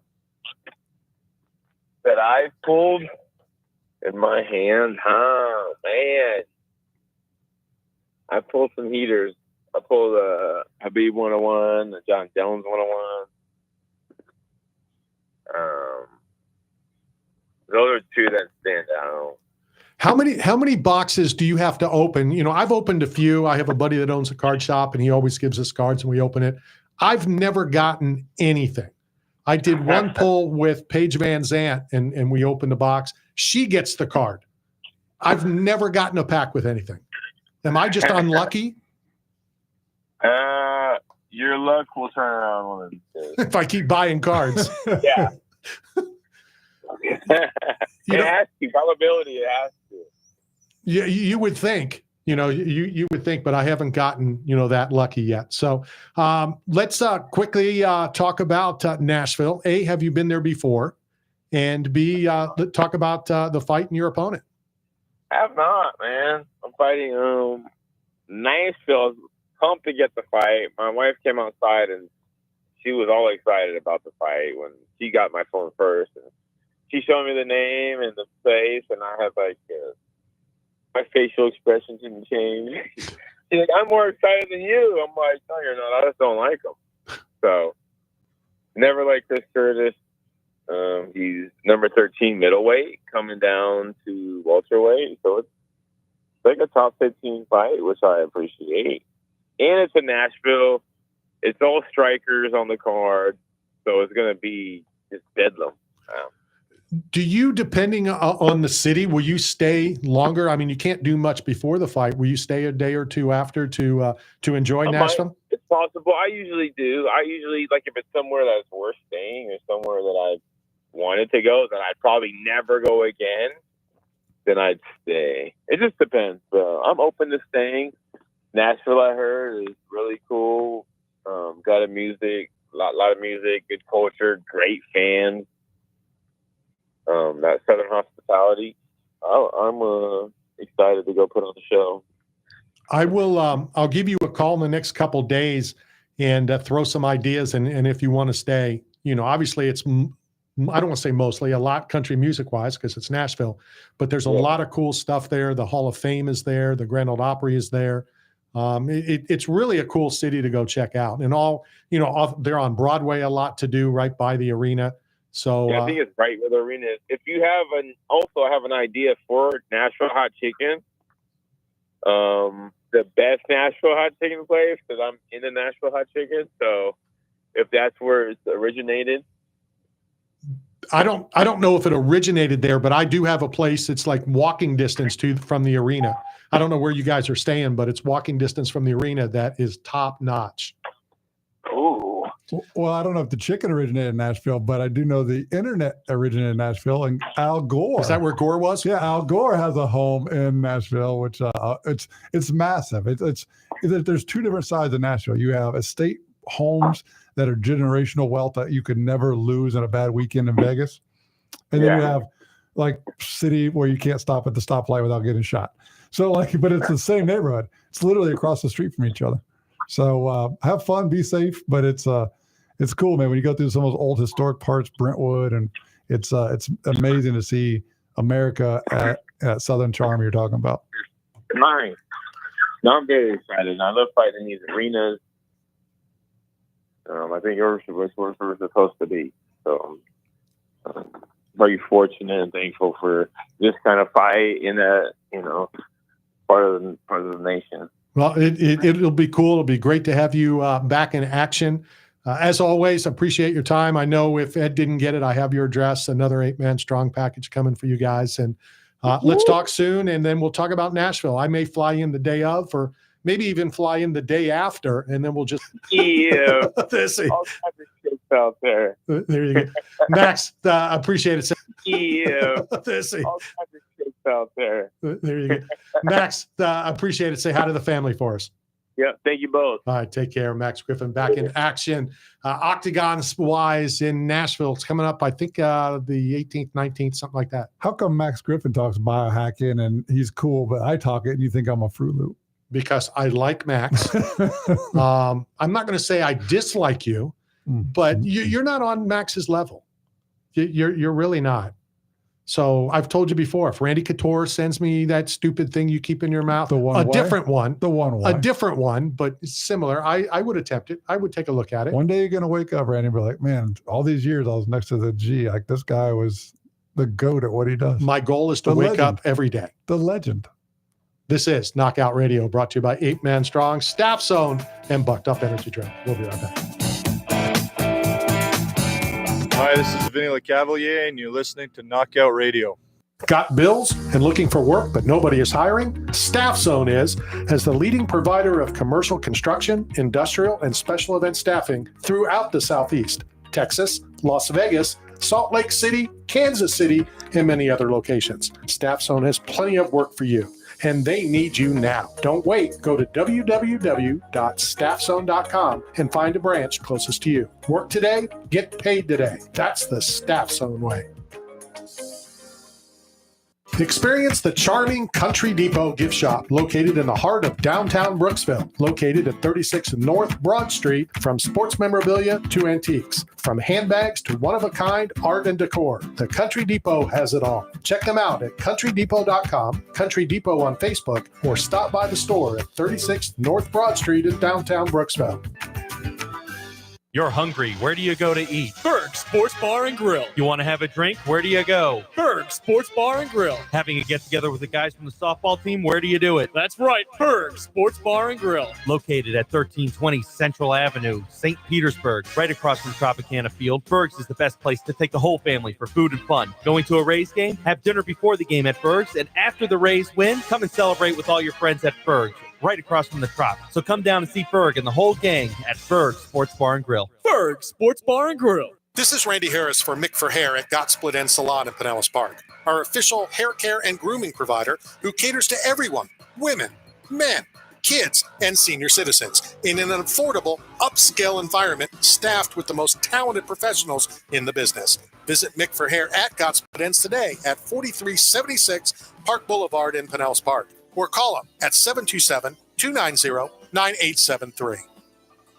The once-a-year event is back. Tampa Bay Comic Convention is coming your way August 1st through the 3rd. Join the ultimate 3-day pop culture experience where you can meet your favorite celebrities, explore an immersive vendor hall, hear special guests share stories, and connect with a community that shares your passion. Tampa Bay Comic Convention is the perfect place to bring your family, make new friends, and share unforgettable moments with fellow fans. Save on tickets now with promo code MAGIC at TampaBayComicConvention.com. 8 Man Strong is not simply about the biggest or strongest. It's about those who have survived true lows, suffered, faced demons real or in their heads, and are fighting to come back against it all. If you live with a passion for greatness and strength and resilience towards all obstacles that may attempt to derail you, if you're bold and aggressive in the pursuit of the things you want in life, if you are meant to overcome everything that stands in your path of reaching your goals, then you are 8 Man Strong. Hey, it's Misha Tate here, former UFC world champion. I'm here with Randy, the OG of the UFC, and you're listening to Knockout Radio. All right, we are back coming to you live from the TAN Talk Radio Networks. Terrence McKinney will be on momentarily. Back real quick in case Joe Marquis is listening. Mark Hunt went 8-8 in the UFC. Okay. That's not legendary. That's 50-50. That's what it is. It's 500. Yeah, 500%. I mean, anybody that fights in the UFC is a good fighter. But when you're using the word legendary, he's not a legend. In the UFC. Yeah. Now in other organizations. In MMA, and we're not talking that. The thing said UFC legend, Mark Hunt. Now, do you take into account just who like he fought? Brady is the greatest Buccaneer of all time? Yes. You take in the whole career as a collective. Well, see, there would have been a better way for you to say it because he wasn't the best Buccaneer of all time. I'm sure he was. Zero. Who had more rings than Brady? What Buccaneer has more rings than Brady? Shelton Quarles. He has more rings than Brady. Yes. How many times have you been married? What are we talking about? He has more rings in Tampa than Tom Brady. No, but how many rings total? Nobody has more rings. Exactly. Belichick, maybe. Yeah, maybe, because he probably won one as a coach or something, But what he did in New England has nothing to do with what he did in Tampa. So he's not a Tampa Bay Buccaneer legend. Work with you. You don't. It's a career. No, he is an NFL legend. He is a New England Patriot legend. He's not a Tampa. It's just one promotion. It's the biggest. It's the most notable. Right. But it's just one promotion. And any others that were notable, they bought. Yeah, well, but that's why Phil Davis is bringing a class action lawsuit against the UFC, because he had to go to Bellator. He became the champion, beat Glover Teixeira handedly, but he never got a chance to do that in the UFC to become the UFC champion. So he's Cry me a river. Bringing a lawsuit. How can you sue over that? I'm just saying that you can sue for anything. Well, I understand that. No, anything. Right? That's true. And you know, if you watch Morgan & Morgan on your Facebook feed, I don't. If you're a delivery driver, you're owed compensation, wear and tear on your car, time tips, and doing tasks that weren't being paid at a fair hourly rate because you were washing dishes and not delivering, or you were a tipped driver. How are you going to be able to pay those lawsuits? What are you talking about? I have a lawsuit against myself. Well, I'm saying all the people that worked for you. Yeah, but I overpaid. I overpaid hourly. I gave them flat fee, so I never had to do the tip system, because a lot of delivery businesses give people tipped hourly, like bartender wages, because they were making tips. Right. I paid them a flat hourly fee that was above minimum wage, and then the tips were extra. That's how I had retention. That's how I kept people for 10 years, 12 years. The only reason that they stayed was because I paid them well. Not the stuff they took out the back door? I gave them extra gifts. No, they that took. I didn't know about. Right. I funded all that. They claimed that you gave it to them. I don't really know how much. I don't know how they got that refrigerator out the back door without crazy, you knowing. Yeah, they're strong. Hey, but that's it was a different time, right? Different era. Now you can't even keep people, no matter what you pay them. The restaurants are struggling just to find personnel. Not sports related, but life related. What used to be tips, as you just brought that up, at 15%, and great service is 18 or 20. Now, when you go to these places, it starts at 20. Yeah, 18, 20, 22. And 25. Custom. Right. It's like custom. And they do a charge if you use your credit card, a lot of places. Yeah. You know, it's automatic. A charge. And I'm not saying I don't understand that. I mean, they're getting charged, but they don't tell you that. Yeah. And then they take automatic. There was a restaurant, I won't say it publicly, a place in Orlando that upcharged like 2 or 3 things. And they said, this is going to the server. And I even questioned, I said, well, isn't that what the tip's doing? Well, no, this is a bonus to your tip. Right. Yeah, a lot of places are doing that. But you're not giving it. You're having the customers tip and then pay the bonus $10, $12, $15. So what do you do when you're picking up food? Like if you go into a place to pick up, you tip because they made the food, but do you tip the gratuity? Because as soon as they turn that tablet around and put it in your face, it's awkward if you decline. It's not awkward. You cancel. It's not awkward. 0. It's not. I don't do 0. Okay. But I give a couple dollars. You tip on a couple bucks. Okay. Not much. I mean, my daughter used to work at a couple places and she did so I give a couple dollars, but they hand you the receipt and they want 20% on carrying it from the back to the front. Right. What about the drive-thrus? Like if you go to Cane's or Chick-fil-A. Now, Chick-fil-A, I don't think accepts tips. I don't think. Only on Sundays. Yeah, on Sundays they collect a lot of tips. In the offering, right? In the offering plate. They pass the bucket around. Right. But I think some of the places and that's the thing that it's drive-thru. either all or none. So you pick and choose. So you don't, when you go pick up the drive-thru, Wendy's, Burger King, Popeyes, blah blah blah. But the exact same place, if you go inside, they got their hand out. Yeah. But do you like to eat out anymore? I mean, eating out used to be an event. It used to be about ambiance. It used to be for entertainment and for joy. Honestly, when was the last time you went and ate out? I hate eating. We're going out tonight. But I hate going out. It's awful. I don't mind going and picking it up, even though it's not as good. It's not as fresh. It's not as whatever. I want to stay in shorts. I don't want to get dressed up. I don't want to sit there for 2 hours. I don't want to hear just let me sit in the living room and watch Law and Order. Everybody's on their phone. Everybody's distracted. There's nobody talking. When was the last time you went to a restaurant and met a new friend or a new acquaintance at the next table over? Never. That's what it used to be. Never. That's what it used to be. I've never done. Well, I did it. No, I don't want to say never. That's what just happened at the steakhouse when I turned to the couple. Yeah. But no, I never. I'm not you. You do that stuff. I talk to people. Yeah, I know. I'm a radio guy. With or without clothes. I'm supposed to talk. With or without clothes. You turn and talk to people. Like Max Griffin. Like people offer and I go.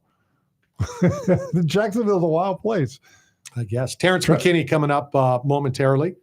Fights this weekend, early on the card, UFC 317. How's Travis Hunter doing in Jacksonville? You've been keeping up on his scouting reports? No, not at all. His training camps? Not at all. He's the greatest football player in the state of Florida right now. What are you? What are you talking about? He's the Heisman Trophy winner. What does that mean? He's here. He's one of us. He's a Floridian. Well, first of all, who says he's a Floridian? And Jacksonville's going to dominate this year. Where was he? Was he born in Florida? Does he call Florida home? He lives here now. Yeah, he bought a house here. $3.3 million. That's beautiful. That's lower compared to what he had in Denver. Yeah, well, he was an NIL guy. Yeah, he was killing it. All right, let's jump onto this break. I know it's short, but we'll do that. And then we come back, we'll go out to Las Vegas. Terrence McKinney back in action. One of the most exciting fighters in UFC. We'll be right back. Hello, everybody. This is Levante David, linebacker of the Tampa Bay Buccaneers, and you're listening to the Knockout Radio. 8-Man Strong is not simply about the biggest or strongest. It's about those who have survived true lows, suffered, faced demons real or in their heads, and are fighting to come back against it all. If you live with a passion for greatness and strength and resilience towards all obstacles that may attempt to derail you, if you're bold and aggressive in the pursuit of the things you want in life, if you are meant to overcome everything that stands in your path of reaching your goals, then you are 8-Man Strong. I'm very excited to announce that Knockout Radio finally has our very own Challenge Coin, thanks to Challenge Coin Country. Challenge Coin Country is a family-run business with over 17 years experience making custom challenge coins, lapel pins, bottle openers, keychains, and many other custom products. They even produced 2 different variations for us, one for military recipients and a slightly different coin for civilians. I strongly suggest you check them out at challengecoincountry.com with free express shipping, and they proudly offer discounts for first responders and military as well. That's Challenge Coin Country at challengecoincountry.com.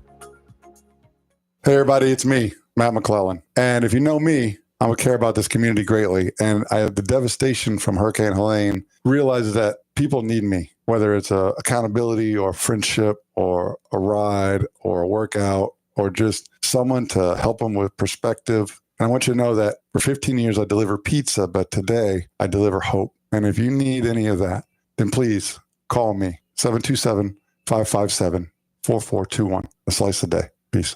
You're hungry. Where do you go to eat? Berg Sports Bar and Grill. You want to have a drink? Where do you go? Berg Sports Bar and Grill. Having a get-together with the guys from the softball team? Where do you do it? That's right, Berg Sports Bar and Grill. Located at 1320 Central Avenue, St. Petersburg, right across from Tropicana Field. Berg's is the best place to take the whole family for food and fun. Going to a Rays game? Have dinner before the game at Berg's, and after the Rays win, come and celebrate with all your friends at Berg's, right across from the Trop. So come down and see Berg and the whole gang at Berg Sports Bar and Grill. Berg Sports Bar and Grill. Got bills and looking for work, but nobody is hiring? Staff Zone is, as the leading provider of commercial construction, industrial, and special event staffing throughout the Southeast, Texas, Las Vegas, Salt Lake City, Kansas City, and many other locations. Staff Zone has plenty of work for you, and they need you now. Don't wait. Go to www.staffzone.com and find a branch closest to you. Work today, get paid today. That's the Staff Zone way. This is Mike Allstott, and you're listening to Knockout Radio. All right, we are back hanging out in the TAN Talk Radio Networks today. Board the Big Bird. I'll be in Vegas tomorrow, UFC 317. And let's jump back to the phone lines and continue talking about this weekend's UFC. Terrence McKinney. Terrence, how are you? I'm doing great. It's hot. It's a little cloudy, smoky out here, but gotta love the city of Vegas. Absolutely. It's a work week, though. And I always ask the fighters when they're on, how much is it work related, and will you be able to get out? I know you've been in Vegas numerous times, but do you still get to go enjoy something fight week? Yeah, once we make weight, we enjoy it. Also, we're going to Pop Stroke today, do a little mini golf. Very cool. Are you a golfer? We're going to find out. You know, I'm going to tap into my Tiger Woods. There you go. So I have a lot of pet peeves. And one of my biggest pet peeve I've covered, this isn't the pet peeve, I've covered the UFC since day one, UFC 1, covered it longer than anybody in the world. And one of the things that bothers me is the late arrivals. You know, I want the place packed early. And for somebody that's fighting early on the card, who I believe you've gone to the third round one time. Is that correct? That's correct. Yes, sir. So for anybody that's going to be a late arrival on Saturday and miss one of the most exciting fighters in the UFC, does that bother you when there's empty seats? Because it does me. Yeah, of course. But at the same time, it's a little less nerve-wracking. So it's like, I got to take the positive from it as well. That's an interesting way to look at it. Okay. Are you aware, when you walk in, how focused are you that you can even be aware that who's there, a celebrity sitting there, or a seat is full or empty? You can see it all, especially when walking out. Because all the fans be on the rails and stuff. I'm pretty sure the rail broke down last time, so you'll know right away. You're like, oh, I got to get locked in. Tunnel vision. I try to block them all off. When something crazy like that happens, and you're locked in and you're getting ready, but you still hear it or see it, how quick is it to block it out? You've seen it, but now you got to get back. Because I would always ask fighters, what's the craziest, strangest thing? And when that started, a fighter told me that they were fighting. Do you remember what the movie was? Inglourious Bastards. So they were fighting somebody from Germany, and they were talking German. I think it was Dennis Seaver. And he said, for a minute, I'm watching in the back of my brain that movie, and I had to bounce back in. I'm in the middle of a fist fight, and I'm watching a movie in the back of my brain. So how quickly can you bounce in and out and get back to what you need to be focused on? Quickly, especially being ADHD, my attention gets redirected so quick. So I see the fans like, oh, this is cool. And then when you get to that cage, you're like, oh, shoot, man, I got to protect yourself at all times. And I'm sure, if you get punched or something and you're thinking about something different, that certainly will help get you back focused again. Hey, straight up, man. Well, Terrence, we all know that, sponsorships are a lifeline for any fight career. So, does the focus blend from Via Hemp help stay focused during the fights? I mean, is that something that you take before, after, or just in general life? Sometimes I would say I've been taking like the healthy mushrooms, like cordyceps and things like that, reishi, things like that. How do you learn that stuff? Whether it's this and Max was just on talking about the biohacking stuff. How do you learn all of these things that Matt keeps telling me about, but I ignore because I don't believe or trust him? But I would believe or trust anything that you say. So.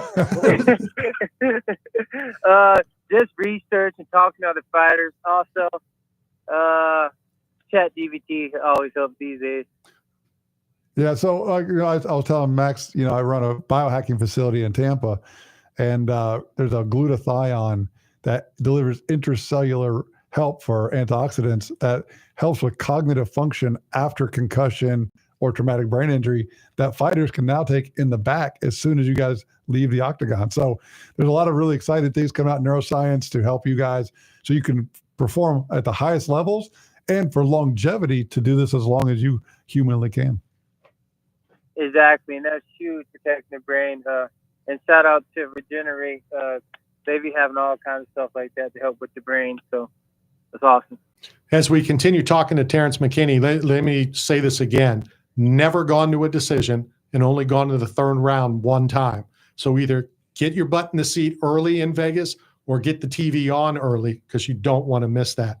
Let's talk about your opponent. Thoughts? And I normally ask, does it even matter about your opponent? It matters more what you're going to do. Just focus on myself, but also just knowing where he's good at and making sure I'm not falling into the game. He's real good in the pocket, and he got real nice body shots. I don't think he's like super athletic, but he has great technique and good distance control. So just making sure we're cutting angles and making sure we're keeping pressure on him so he can't get settled. I learned this from Marcus Jones. He played in the NFL with the Buccaneers, and then he joined the UFC, was on the Ultimate Fighter at UFC 100.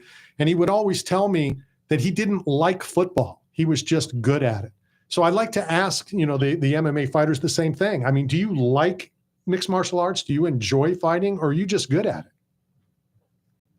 I'll say it's a little bit of both sometimes. I say mostly it's the weight cut that I don't like.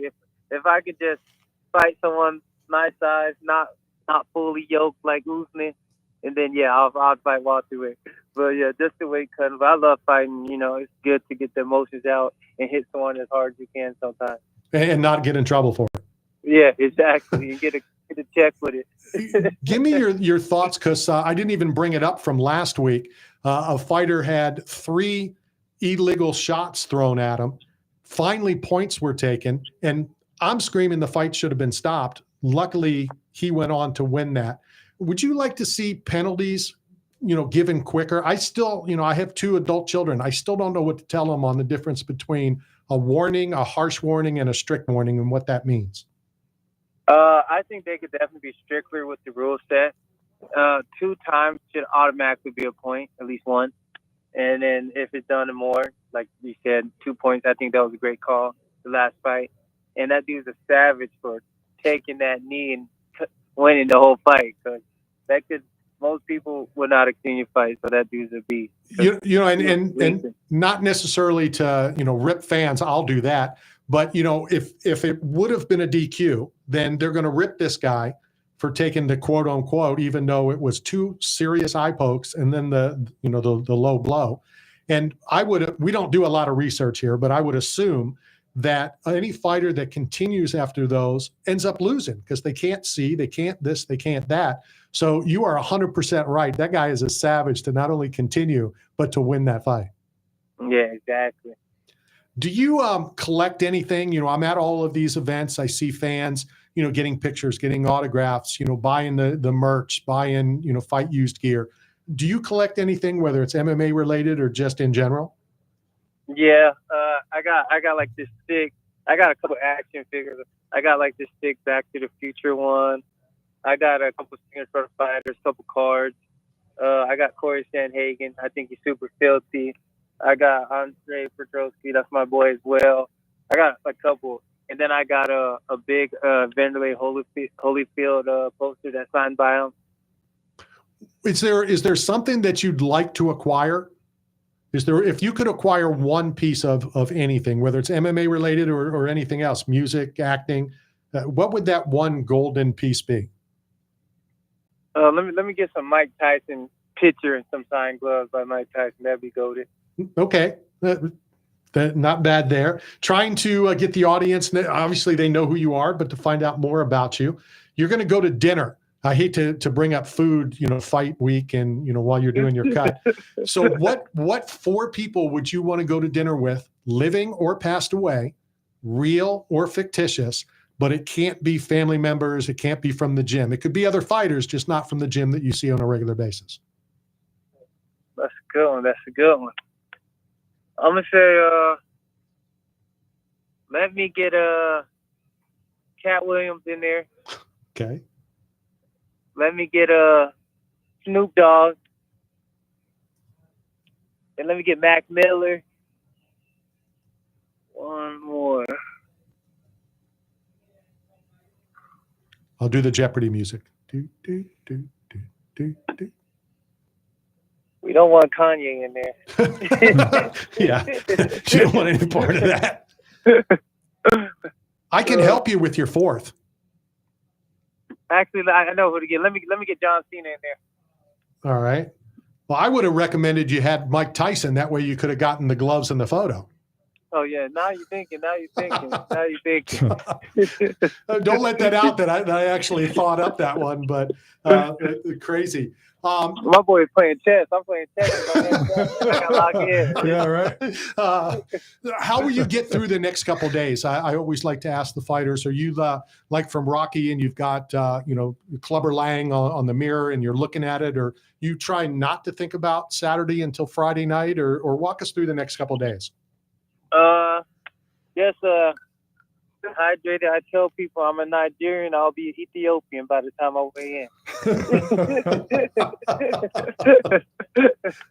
So just focus on making weight and then eating some good dinner. But I never think about the fight till I hear 3, 2, 1, walk. And then you got it locked in. Yeah, then I'm locked in. I don't want to waste any of that drilling, any of that feeling until I get out there in the cage. So Terrence, you want to shout out any of your teammates or your camp or anybody, those people that would not be invited to the dinner because you already know them and you hang out with them. Let me give a shout out to Fusion Excel, Manny Ramirez, Lee Alves, Julian Williams. Shout out to my whole team, Brian Santiago, Julio Cesar Chavez, which is crazy. He got a golden name. So shout out to those boys. They helped me tremendously at camp. And Yeah, shout out to Phil Rowe, Mike Davis, everyone that's doing their thing, Alice. Let's go. And then most importantly, shout out to my Lord and Savior, Jesus Christ. Well, so I'm a commissioner with the state of Florida, and on Saturday night in St. Pete, your team represented well. Aaron with the spinning back kick and a quick finish. So shout out to the Fusion XL team. You guys are world-class organization. You guys professionals and everything from everyone top to bottom is what makes the sport so great. Yes, sir. We appreciate that, boss. You're the man. Final question. I want to go back to year 4. Are you happy with the turn of John Cena that he's running the heel, and rumor is he's going to switch back? Give me your thoughts on the whole Cena storyline. Man, he was the man, bro. He was just that guy, man. I used to throw the hands in their face all the time, man. When I was younger, I didn't know what it meant, but it felt good. But yeah, it's good to see him back in there. I think that's the way his swag is, the way he carries himself. Like, he knows what he's doing to keep the things popping. So I think him doing a return is going to be perfect. It's the Cena's final ride, but it's certainly not yours. Terrence, thank you for your time. Enjoy the process. Eve Edwards once told me fight day is like Christmas. So enjoy the process. Christmas comes on Saturday. And then I know we have your address. We're going to send you a care package from 8 Man Strong for coming on and talking to us today. I appreciate you guys. It was a pleasure, man. You guys have a wonderful day and enjoy 317 and expect the first round finish, Lord willing. Let's go. I will see you in the media room after because I will be there. Matt has one more thing. Yeah, Terrence, so Randy didn't see it on your social media, but there's a video of Santa Claus coming to your door, So if you're going to go from Nigerian to Ethiopian for the next Santa Claus, you're going to have to go Samoan, man. You got to put on some weight. Sir, let's go.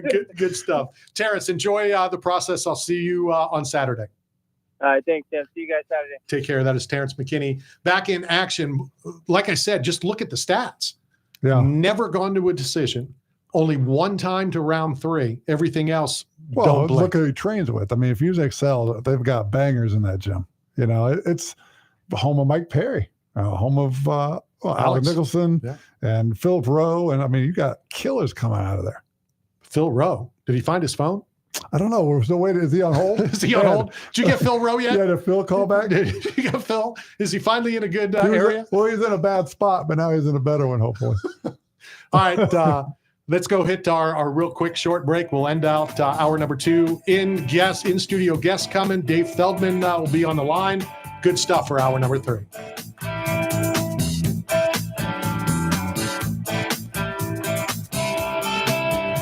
Yo, this is Sebastian Bach, and you're listening to Knockout Radio. Turn it up. Got bills and looking for work, but nobody is hiring? Staff Zone is, as the leading provider of commercial construction, industrial, and special event staffing throughout the Southeast, Texas, Las Vegas, Salt Lake City, Kansas City, and many other locations. Staff Zone has plenty of work for you, and they need you now. Don't wait. Go to www.staffzone.com and find a branch closest to you. Work today, get paid today. That's the Staff Zone way. You're hungry. Where do you go to eat? Berg Sports Bar and Grill. You want to have a drink? Where do you go? Berg Sports Bar and Grill. Having a get-together with the guys from the softball team? Where do you do it? That's right, Berg Sports Bar and Grill. Located at 1320 Central Avenue, St. Petersburg, right across from Tropicana Field. Berg's is the best place to take the whole family for food and fun. Going to a Rays game? Have dinner before the game at Berg's, and after the Rays win, come and celebrate with all your friends at Berg's, right across from the Trop. So come down and see Berg and the whole gang at Berg Sports Bar and Grill. Berg Sports Bar and Grill. The once-a-year event is back. Tampa Bay Comic Convention is coming your way August 1st through the 3rd. Join the ultimate 3-day pop culture experience where you can meet your favorite celebrities, explore an immersive vendor hall, hear special guests share stories, and connect with a community that shares your passion. Tampa Bay Comic Convention is the perfect place to bring your family, make new friends, and share unforgettable moments with fellow fans. Save on tickets now with promo code MAGIC at TampaBayComicConvention.com. 8 Man Strong is not simply about the biggest or strongest. It's about those who have survived true lows, suffered, faced demons real or in their heads, and are fighting to come back against it all. If you live with a passion for greatness and strength and resilience towards all obstacles that may attempt to derail you, If you're bold and aggressive in the pursuit of the things you want in life, if you are meant to overcome everything that stands in your path of reaching your goals, then you are 8-man strong. What's up? This is Sean Lights Out Merriman, former Charger, now CEO, co-founder of Lights Out Extreme Fighting, and you're listening to Knockout Radio. All right, we are back. 8 minutes or so left in hour number 2. This is Knockout Radio, brought to you by 8-Man Strong and Stap Zone. We continue getting guests that will be out at the comic convention in not only Atlanta, but Tampa as well. And I've neglected to give away some tickets. So we do have tickets to give away. I want people to be there. Well, what day do we not want them there? I don't know my schedule yet, but I will be live delivering a keynote speech. This should be interesting. It's interesting. I didn't think it was going to ever happen, but here we are. So I'm excited. I'll make sure it's the day that I'm not there. You got to be my moderator. Take questions for the field. You know. Does anybody bring a box of Fruit Loops for my guest? No. You can bring spinach, like Popeye. You can bring pizza. That's the Ninja Turtle superfood. How are you going to dress? Do you want the truth? Or you want me to lie to you? I'm going to dress professional and go as a representative of anime fans. No, I'm not. I'm going to paint myself green like the Incredible Hulk, and then I'm going to deliver my speech. Then I'm going to go find Lou, and I'm going to put him on the back of my truck, and we're going to work out.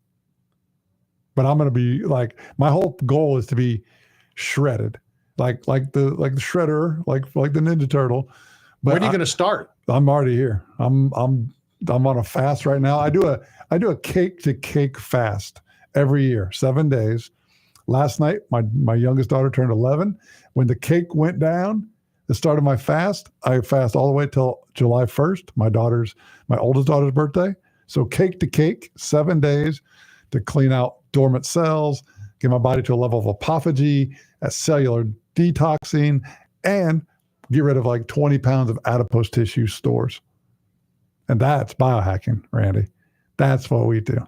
But yes, I intend to be in the best shape of my life because I'm going to be on a big stage and I can't go up there and look soft. I got to be shredded. Caller Roger. All right. Welcome to the program. Roger, are you there? This is Knockout Radio. Hey, yeah, I'm here. Hey, thanks for having me on. I appreciate it. This is our first call in quite some time. So what's on We your don't mind? normally open the phone lines. So Yeah, what do you got? Talk to Matt. Oh, well, listen, I got a question for you. You think in Patrick Swayze in Roadhouse, you think he's got the fight skills to make it to the big game? Patrick Swayze is a professional fighter. Do you think he would make it in the league? Now we're back. No, not Yeah. in Roadhouse, though. No, he was legit in Roadhouse. I mean, he tore a guy's throat out. Yeah. Well, it was his heart, but yeah. Could he take prime George Foreman, though? In a real fist fight or in a movie? Yeah. In a fist fight, of course. I'm going to say, well, seeing that they're both dead, but in their prime, you would have to do it in their both prime? prime. No, I would take George. George for sure. Yeah, because there's just levels. But Swayze was an athlete. Sure. You know, he was a ballet dancer. He was in great shape. Yep. He just smoked 47 packs of cigarettes a day. Alleged. All right. Well, now you've offended me with your commentary, so I'm going to get off the phone. Okay. Well, we appreciate the call. Well, I didn't mean to don't offend. go, Roger. Hey, good. But thank you. But Jake Gyllenhaal did go through an MMA protocol for the new Roadhouse remix, and it took him a year to put on real quality muscle. I don't know if he developed an MMA skill set to do the movie authentically. I don't know how Jake Gyllenhaal would fare in a real cage fight. But if we have Zuckerberg doing BJJ and learning martial arts and Mario Lopez and Al Bundy, anybody can be a professional fighter. Well, if you train, anybody can fight.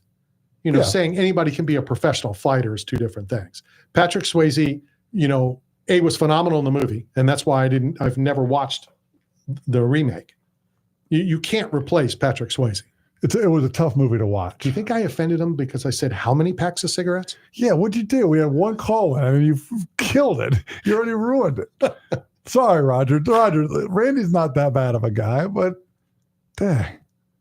Well, he couldn't have fought long. Why would you? Because he would have needed a smoke break in the middle of the fight. But you know what? Like the thing about cigarettes is the biohackers are changing the importance of nicotine. Like nightshade vegetables, like, tomatoes are high in nicotine. Nicotine is great for the heart because of inflammation.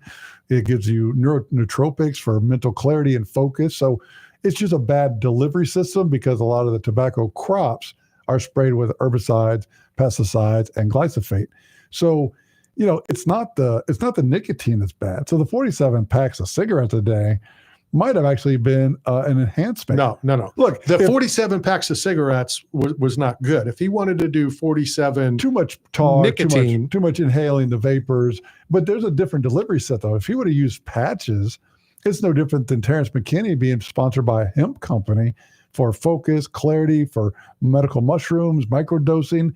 Where are we going to draw the line? Like Mark Irwin, the Shark, the BKFC fighter, BYB fighter, he took something ridiculous, like a huge amount of medical mushrooms before a fight. What's a performance-enhancing drug these days? Because nicotine, we've talked about that. Nicotine is a performance-enhancing drug. We've talked about all that. The baseball players that wear those necklaces, that's performance-enhancing, supposedly, right? Anything that changes your biochemistry naturally is an enhancement, including water. If you're taking sodium and potassium, I mean, everything that you consume, right? But where do you draw the line?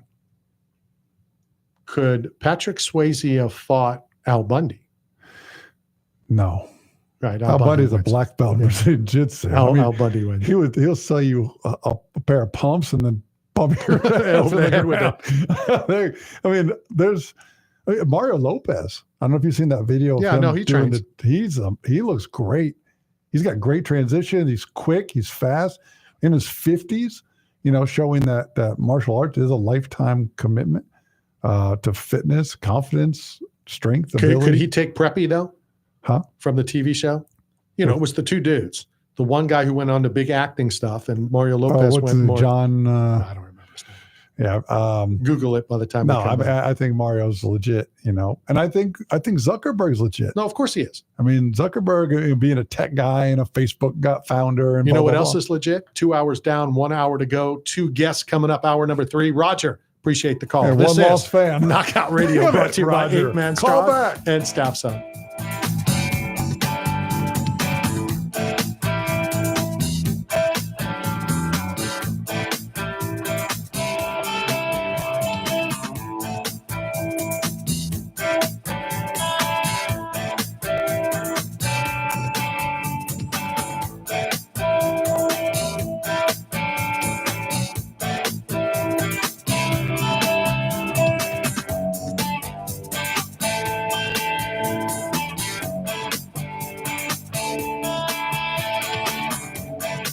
What's going on, guys? Reggie Bush, and you're listening to Knockout Radio.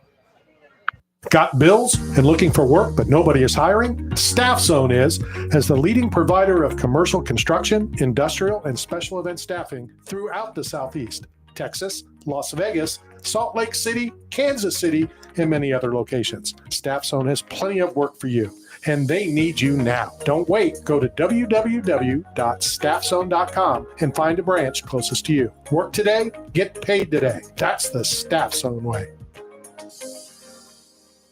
8 Man Strong is not simply about the biggest or strongest. It's about those who have survived true lows, suffered, faced demons real or in their heads, and are fighting to come back against it all. If you live with a passion for greatness and strength and resilience towards all obstacles that may attempt to derail you, if you're bold and aggressive in the pursuit of the things you want in life, if you are meant to overcome everything that stands in your path of reaching your goals, then you are 8 Man Strong. WTAN, Clearwater. FM 106.1. WDCF, Dade City. FM 102.3. Listen. This is CBS News on the Hour, sponsored by Progressive Insurance. I'm Cammie McCormick. President Trump is returning to Washington after the NATO summit and a press conference in which he insisted, despite an intelligence assessment, the U.S. wiped out Iran's nuclear program. Linda Kenyon reports. The president says this much is clear. We destroyed the nuclear. At a press conference following the NATO summit at The Hague, Trump pushed back against leaked intelligence reports stating Iran's nuclear program was set back but not destroyed, and that the nuclear materials were removed before the airstrikes. Since then, we've collected additional intelligence. We've also spoken to people who have seen the site, and the site is obliterated. And we think everything nuclear is down there. They didn't take it out. The president also says U.S. and Iranian officials will talk next week. Linda Kenyon, CBS News, Washington. NATO leaders agreed to a massive hike in defense spending. That's something President Trump has demanded for years. British Prime Minister Keir Starmer. NATO allies have agreed a new defense investment pledge, raising defense and security spending to 5% of GDP by 2035, making NATO stronger, fairer, and more lethal than ever. Fed Chair Jerome Powell said today President Trump's tariffs are likely to push up inflation in the coming months. He made his remarks in testimony on Capitol Hill, where some Republicans accused him of bias. President Trump was asked today if he had replacements in mind for Powell. I know within 3 or 4 people who are going to pick. I mean, he goes out pretty soon, fortunately, because I think he's terrible. Trump has sharply criticized Powell for not cutting interest rates. At least 50 heat records were broken yesterday, and 127 million Americans are under heat advisories again today in New York City. It's just sweltering, like really just being in an oven. The extreme heat could lessen in some areas tomorrow. A new study claims millions of children are at risk worldwide because they aren't getting vaccinated. I'm Vicki Barker in London. The biggest study of its kind, published in The Lancet, has found that millions of children worldwide are at risk of lethal diseases because vaccination rates have stalled or reversed due to cuts in international aid programs and soaring levels of vaccine misinformation. A medical panel appointed by Health Secretary Robert F. Kennedy Jr. opened its first meeting today with some controversy. It was planning to review a presentation that cited a non-existent study. The committee reviews scientific evidence to recommend who should receive vaccines. On Wall Street at this hour, the Dow Jones Industrial's down 185 points. This is CBS News. A word from Progressive Insurance. Life can be hard, so Progressive can make bundling your home and auto easy. Hope that helps. Learn more at Progressive.com or 1-800-PROGRESSIVE. Tampa Bay's Tan Talk. Entertaining and informative radio for the Sunshine State. Hey, this is the A-Hole Show. Wes Sims here, and you're talking sports with Randy Harris, my main man. All right, we are back 2 hours down, 1 hour to go, coming to you live from the Tan Talk Radio Network. This is Knockout Radio, brought to you by 8 Man Strong and Staff Zone. Are you aware of the celebrity that will be in attendance at this year's UFC Hall of Fame induction? Well, I will not be there, so I'm going to guess. I said celebrity. Oh, okay. I don't. Dwayne Johnson. Dwayne The Rock. Dwayne Johnson will be with Mark Kerr. Okay. Hope to have Mark Kerr on Friday at the Fan Expo. A nice list. Your new champion, Kayla Harrison, will be there. Amanda Nunes will be there. Should be a lot of fun on Friday and Saturday. Very nice. Slap Friday night. New Kids on the Block Saturday night. Yeah, they're not so new anymore, are they? No, they're the old guys on the corner. Yeah. But, still be a lot of fun. I mean, speaking of old people still around, have you seen Brooke Burke? Do they smoke? Have you seen Brooke Burke lately? No. Oh, man. She still looks just as great as she did back in their prime. I mean, because a lot of Pamela Anderson, for example, a lot of like the pinup girls and the poster women that postered bedrooms across this country. I'm sure Roger probably had a poster of Brooke Burke at some point. Or Patrick Swayze. But man, she's still killing it. I remember like when I first got married, I had a poster of her in my bedroom above my bed. And my wife, being from Brazil, didn't know who that was. And I said, "Oh, that's my girlfriend." And my wife just believed it at face value. Hold on a second. So you had a poster. Yeah. This doesn't surprise me. Yeah. Of a pinup. Yeah. While you were married. Well, we were dating. Well, you said your wife. Well, she's my wife now, but when we first dated, she came to my apartment and I had a picture pinned up just like your Knockout Radio banner behind you. I would say, how did she marry you? Thumbtacked. Well, she didn't speak the language, so she didn't understand there's a barrier. Oh, there's Leslie. Look at Leslie Lacey making it in. She and John Jones running from police today. Unbelievable. I mean, like Miss Jones walking through the door. I wonder if she got violent with the police like John. 2 hours, 5 minutes. Breaking the law, breaking the law, breaking the law. 31. No, she's not logged in yet until she grabs the headset and all that kind of come stuff. on in. Just grab a seat. Leslie, welcome. So tell us about your ride. It should be right in front of you. Is this your first day? Well, she didn't see the copy either. Wow, I guess. You don't have me plugged up. I can't hear myself. You're here. You're live. You're live. You can't hear me in my head. Yeah, I can't hear you either. Welcome to the program. Grab the other one. We had our first call in of all time, Leslie. Yeah. And Randy didn't take long. It lasted about 2 minutes, and Randy offended him, and he hung up. But my point is, when you used to hang up, it used to be a disrespectful act, right? You'd slam the receiver down in the home phone. Yes, it's up there, Leslie. Don't act brand new. That's not your first time. It's like, so we'll hold on. We'll need to get that on though, because we got somebody coming in 10 minutes. Okay.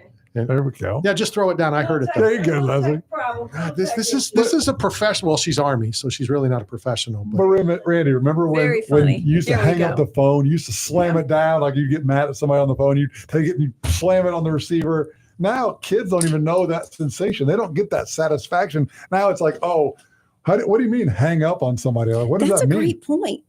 I mean, there's something to be said about slamming down the phone. Or slamming down the gas pedal. Yeah. You know what? What up, Leadfoot? How you doing? You know what? I'm just glad my Speedbuster days are behind me.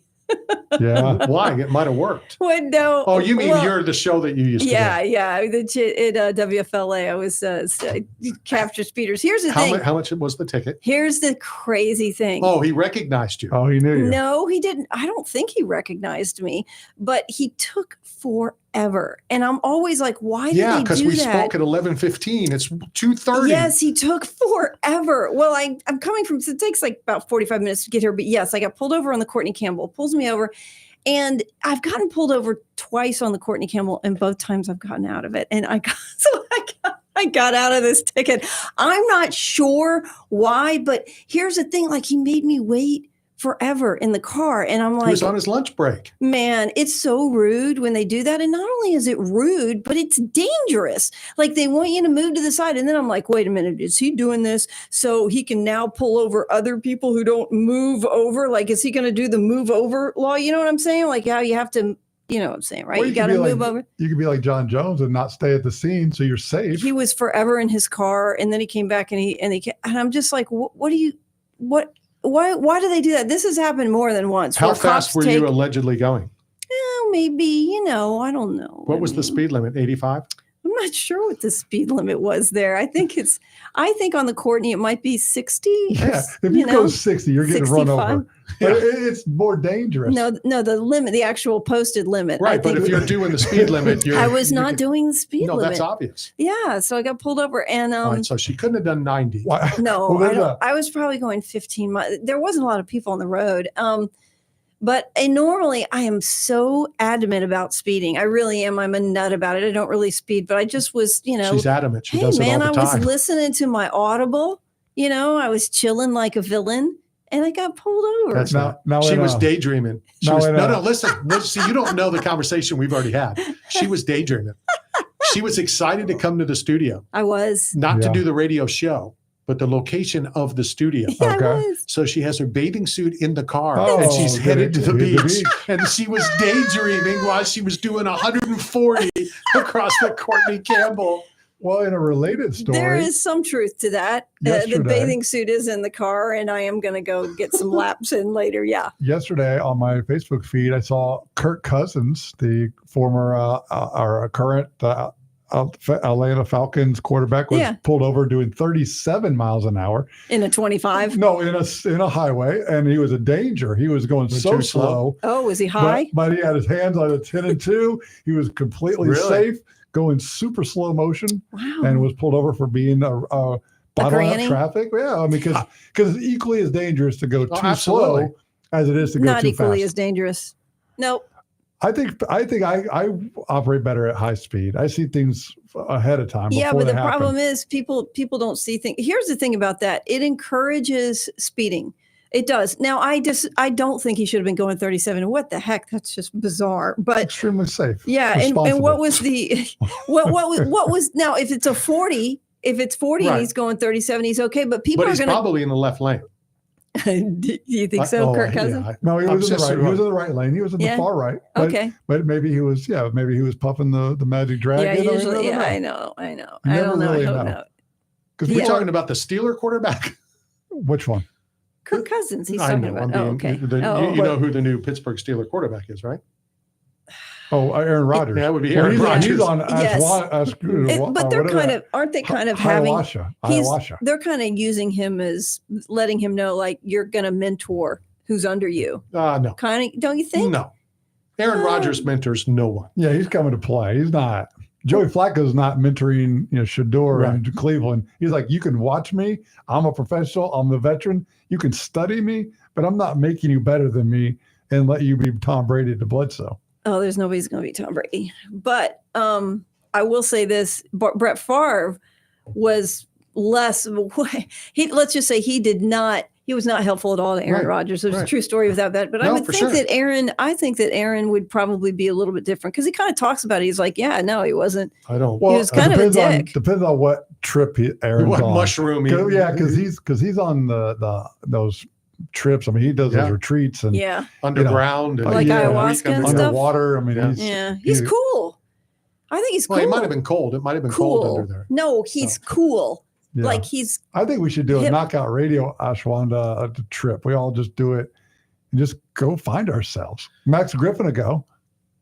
And Ed will Hey go. Ed, I'm getting to see Ed for the first time here. This is the first time you ever seen him? Yes, Ed. Hey, how's it going, man? I would only Good be to see willing you. to do that if we all did it in separate locations. Don't compliment him on his weight loss. No. You look great, I learned Ed. my lesson. You Don't look say great. it. Don't I do haven't met you before, but you look great. Is that a vet? I Are you said veteran? it, I Ed? got to yell One of at. those things that the glass also has a disclaimer on the bottom: objects in mirror are smaller than they appear.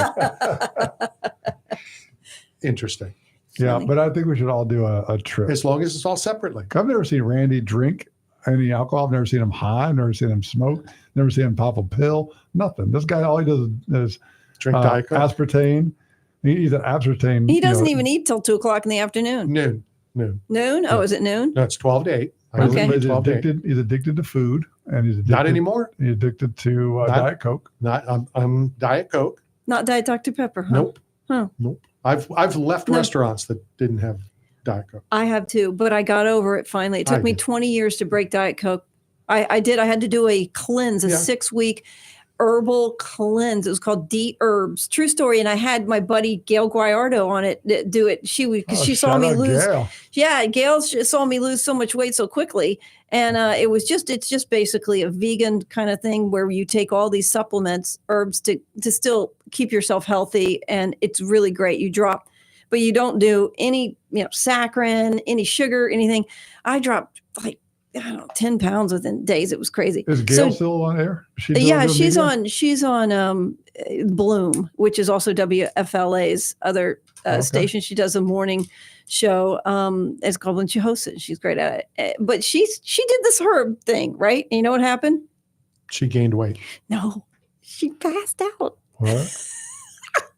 She passed out. You're and we a had bad to call influence. the ambulance. And everybody at WFLA was like, what are you doing to our main good? She literally passed out and we had to call the ambulance. And it was at the actual Well, they had video at of the it, desk. so it was no, great it on was YouTube. in between like a commercial. Nobody knew, but I felt terrible. It's just not apparently it was not the herbal cleanse for Gail's body, but it was for me. It worked for you. Yes. You almost dropped 100 and some pounds. It cost her like $2 grand Well, on the got out of the ambulance. car, you could have drove to the hospital faster than an ambulance. Exactly. It was bad. It was so bad. I felt terrible. Well, she used to be a big pizza fan. She used to come to the Tour de Pizza when I first opened in the Northeast Shopping Center. There you go. Gail's Italian. She likes pizza. She's awesome, Her parents had performing arts tickets next to my parents. Oh, that's cool. So they were performing art mates. Yeah. Let's go hit a break. Let's get the fourth mic set for our guest due here momentarily. And we'll talk a little BKFC action in Texas when we return. Yo, what's up, man? It's your boy, Juice Smith-Schuster, man. Shout out to Knockout Radio. Turn up. Got bills and looking for work, but nobody is hiring? Staff Zone is, as the leading provider of commercial construction, industrial, and special event staffing throughout the Southeast, Texas, Las Vegas, Salt Lake City, Kansas City, and many other locations. Staff Zone has plenty of work for you, and they need you now. Don't wait. Go to www.staffzone.com and find a branch closest to you. Work today, get paid today. That's the Staff Zone way. Experience the charming Country Depot gift shop located in the heart of downtown Brooksville, located at 36 North Broad Street. From sports memorabilia to antiques, from handbags to one-of-a-kind art and decor, the Country Depot has it all. Check them out at countrydepot.com, Country Depot on Facebook, or stop by the store at 36 North Broad Street in downtown Brooksville. You're hungry. Where do you go to eat? Berg Sports Bar and Grill. You want to have a drink? Where do you go? Berg Sports Bar and Grill. Having a get-together with the guys from the softball team? Where do you do it? That's right, Berg Sports Bar and Grill. Located at 1320 Central Avenue, St. Petersburg, right across from Tropicana Field. Berg's is the best place to take the whole family for food and fun. Going to a Rays game? Have dinner before the game at Berg's, and after the Rays win, come and celebrate with all your friends at Berg's, right across from the Trop. So come down and see Berg and the whole gang at Berg Sports Bar and Grill. Berg Sports Bar and Grill. This is Randy Harris for Mick for Hair at Got Split End Salon in Pinellas Park, our official hair care and grooming provider who caters to everyone, women, men, kids, and senior citizens in an affordable, upscale environment staffed with the most talented professionals in the business. Visit Mick for Hair at Got Split Ends today at 4376 Park Boulevard in Pinellas Park, or call them at 727-290-9873. The once-a-year event is back. Tampa Bay Comic Convention is coming your way August 1st through the 3rd. Join the ultimate 3-day pop culture experience where you can meet your favorite celebrities, explore an immersive vendor hall, hear special guests share stories, and connect with a community that shares your passion. Tampa Bay Comic Convention is the perfect place to bring your family, make new friends, and share unforgettable moments with fellow fans. Save on tickets now with promo code MAGIC at TampaBayComicConvention.com. 8 Man Strong is not simply about the biggest or strongest. It's about those who have survived true lows, suffered, faced demons real or in their heads, and are fighting to come back against it all. If you live with a passion for greatness and strength and resilience towards all obstacles that may attempt to derail you, if you're bold and aggressive in the pursuit of the things you want in life, if you are meant to overcome everything that stands in your path of reaching your goals, then you are 8 Man Strong. Yo, maniacs! Hulk Hogan here, the greatest of all time, and you're listening to Knockout Radio. So what you gonna do? I got to disagree with that.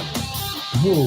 Hulk Hogan's not the greatest of all time. Of course he is. He's Stop the the biggest. blasphemy. Don't say that. He may be the biggest name Of all time. He might be the biggest name. In He's not wrestling, the, he's of not any the greatest federation. wrestler of all time. No, he's not the best skilled wrestler of all time, but he's definitely the biggest name of all time. And the close second, in your opinion, with the biggest name to me is the greatest wrestler of all time. Ric Flair. Ric Flair. Yeah, I mean, they're both 1 and 2, but Hogan's bigger. Hogan was a game changer, guys. Well, That's a difference. the NWO thing changed wrestling Yeah. as we know it. Who do you think's the most popular of all time?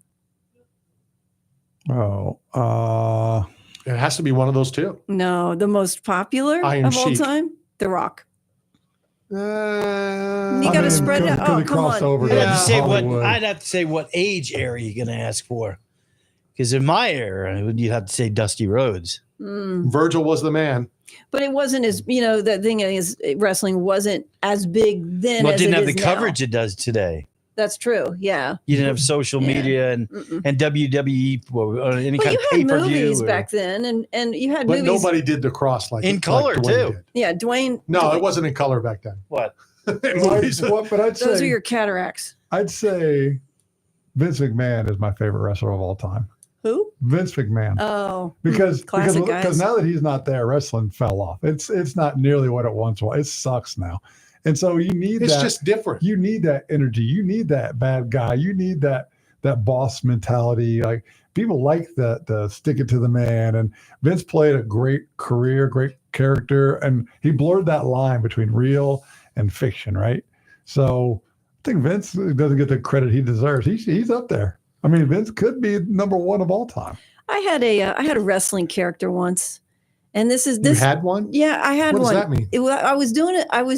This is a true story. This is back in Nashville. I'm like 18, and they're trying to get women a little bit. Women aren't really into wrestling yet, but they're trying to build a crossover. And there were some guys, I can't remember who they were, but I was on a shoot. Of a music video, and I can't even remember the band. It might have been Creedence Clearwater, but anyways, I had, I was one of the background people, or I had a featured extra role in it. I can't remember who it was. But anyhow, they come up to me and we're talking, and then they're wrestling things, and we're talking about different, characters and things. And they wanted me to try to get into wrestling. And I also had people trying to get me into stunts and stuff because I was really athletic. So here's what my wrestling character is going to be. I didn't go with this, and it's probably a good thing I did not, but it was going to be a nun. Okay. And I come out and I would be like, Sister Catholic or something, or, and I would come out in this nun uniform. And then when I would take off the nun uniform and be like, yeah. And it would be like my alter ego coming out. I figured it was going to piss off so many Catholics. It would be legendary, but I didn't do it.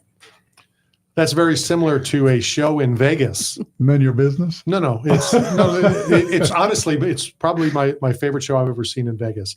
And it's at the Wynn, and it's something saloon. And they have these, so this nun is there. And then all of a sudden I think it was her that would play the xylophone, spitting a ping pong ball out of her mouth.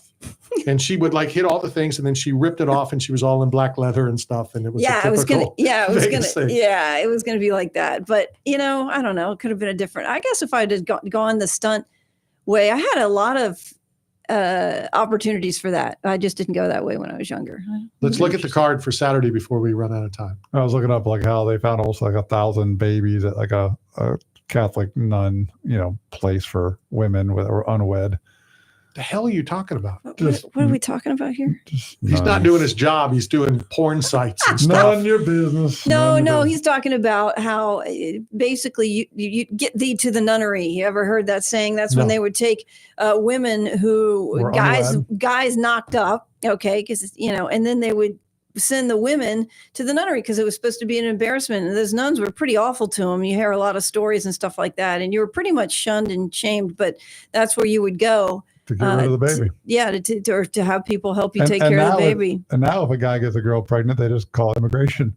Call ICE and they take care of it. They're going to start rioting here. What are you talking about? Someone tells me there's most of the deadbeat dads are probably not illegal aliens in this country. The dads aren't. The side girls are. Because if they have the baby here, they'll have it. Okay, I get it. Yeah, terrible humor. You don't have child support if they ship them out of the country. I thought I heard a doorbell. I thought the doorbell was the front door. That was me about just now, 20 minutes ago. No, I just heard the animals due here any second. Make sure you tip 20% for opening the door. That's a standard for any deliveries. Who's going to tell him he's late? Well, yeah, we'll tell him. I'll tell him. Oh, Leslie, if he really looks, see, he doesn't look as bad as he did in this picture. He looks he looks a little calmer. He looks a little. With a polo shirt, very presentable. Yeah, he looks professional. That one picture was scary. So we're going to talk a little bit about Texas. Yeehaw. Dave Feldman due on here. Dave Feldman due on in 2 segments. Okay, so the boss man's coming on. But right now, got to put the headset on and let's chat. We don't want to piss him off right away. Give us time. Let's welcome to the program the very victorious Rodney Hinton. Rodney, how are you? Oh, I'm pretty good, man. Just healing and recovering. Everything's going pretty good. How did you work on that photo that's flying all over Facebook? Because that's scary. I wanted security here for when you walked through the door, but you look a whole lot better than that picture. Oh yeah, it's just when fight time comes, like I turn into my nickname. I literally just turn into the animal. I block everything off. I dig deep from my past and everything that I went through, and everything forms into this guy that a lot of people don't really see. And it's actually scary to a lot of people, but I'm a pretty good, calm and collected, respectful person on the outside. So we're going to hang out. Feldman will be on in about 18 minutes or so. But the most important question I think I can ask you right now, we've just become best friends. How are we going to spend your bonus? Probably just giving back to my team, man. Just giving back to my team, doing whatever I can possibly do for our gym, probably some new equipment and stuff like that. Just making sure I get back to the people that I came up with, because I can't forget about them. It's never one man in the crew. That's great. I didn't expect that kind of an answer. No, what a I did good not. dude. Yeah. What a good I gotta guy. say, just meeting you here in person, you're so the guy next door, isn't he? Like you would never in a million years think you're a fighter. Never. Go to bkfc.com and look at his fight from over the weekend. Yeah, you don't even look like you've been in a fight. Like I don't see any. No, you heal quick, my friend. You heal quick. I had a few cuts. You know what I mean? I had a few cuts, but thank God I healed pretty fast, like the Wolverine, man. Even the hand, even the hands. You look. They're coming down. There's a new you nickname. never know you're even in a fight. There's a new nickname around the corner. But the key Wolverine. is not to get hit, right? I mean, the whole goal is to not get punched in the face, right? Yeah. You told me we met online, through social media, and we've had you on, and now you're going to be part of the program with, hopefully moving forward. How do you flip it on and flip it off and, do what you did? I watched, and I'll tell Dave this, BKFC over the weekend, I wanted to watch two fights, and both fighters were incredible. Morrison, what he did and what you did. I know what you did here in Clearwater. Matt was working it in the commission. I had a wedding, so I couldn't attend. And I never expected to see what you said I was going to see. Yes. I honestly, even me and Christine, we were up talking about it late last night. I was a little frustrated with my performance, because that was the ultimate goal, was to get him out of there. But she said, just the fight that I had put on, just showing heart, showing guts, showing determination, having every possibility of a lose situation in the win, from having points deducted to being knocked down to having the state of Texas go against me and stuff like that, from being able to overcome every single part of that. It only makes me a better fighter, and it shows that I can take anything in the BKFC and that I'm definitely ready for this stage. So when she gave me, when she hit me with it like that, from that perception, I was like, yeah, it definitely makes a lot of sense. That fight, Matt, and I know you and I used to talk about this all the time. It reminded me of yesterday. It meant old school. There was a lot of trash talking. There was some things said, I'm sure, during the fight. But like in the old day, the fight was over. You guys embraced after, and you move on. Where today, it's gimmicks, it's this, it's that. So I respected both of you guys for how you fought and then how you handled it after. Yeah, thank you, Randy. And it was actually authentically real. Like nothing was scripted, nothing was plotted behind the scenes, where we're talking and we're saying we're gonna hype the fight up, we're gonna do this and that. Everything you seen between Rodney Hinton and Darren Whitney was extremely real. He had a lot that he was fighting for, which is what I learned from being back there in the medical center with him. He had a lot he was fighting for. I had a lot that I was fighting for. It was nothing personal between me and him, but it was that competitive stage just came out, that we really wanted to take each other's heads off, and we wanted to make our presence known, that we really want to become one of the best stars in BKFC. What is your relationship? How did you get a relationship with the champ for, in Vegas? I know that you went out there, and I think you're with Kevin Smith as well, right? Yes, sir. Shout out to Kevin Smith. Shout out to best coach in the world, Brandon Gold. Shout out to Smith Brothers Fighting Academy while we're at it. So I'm supposed to do some controversial stuff with you. So, don't hurt me. But hold on. Do you want to be part of the show? Absolutely. The more you hurt him, the more you'll be involved. Hold on, before we get to that, what's your weight class? What do you fight at? Weight class, I fight at 65. I'm probably going to be going down to 55 from what my team wants me to do. Oh, that's scary. That's scary. Yeah, I'm probably going to be going down to 55. It's a nightmare. Speaking of nightmares, I believe fighters, there's only one nickname per fighter. So everybody's full disclosure, Matt's an idiot. Just everyone who has the nickname Animal should fight it out to see who actually gets to keep the title. So absolutely. I don't know, maybe a Travis Thompson. DKC. I want him right now. I'll take that fight tomorrow. Wow, yeah, a veteran, and Rodney, the up and comer. So it can only be one animal, and Travis is an amazing fighter. Nothing but love and shout out to him and respect to him for everything he's done with the BKFC organization. He's a tremendously great fighter, but there can only be one animal, and it's not no Travis Thompson. Where did you get the name from? Because you can't give it to yourself. So obviously somebody gave it to you. Tell us that. Well, let's hit this break and then tell us the story about your nickname, the animal. Absolutely. Coming to you live from the TAN Talk Radio Network. This is Knockout Radio.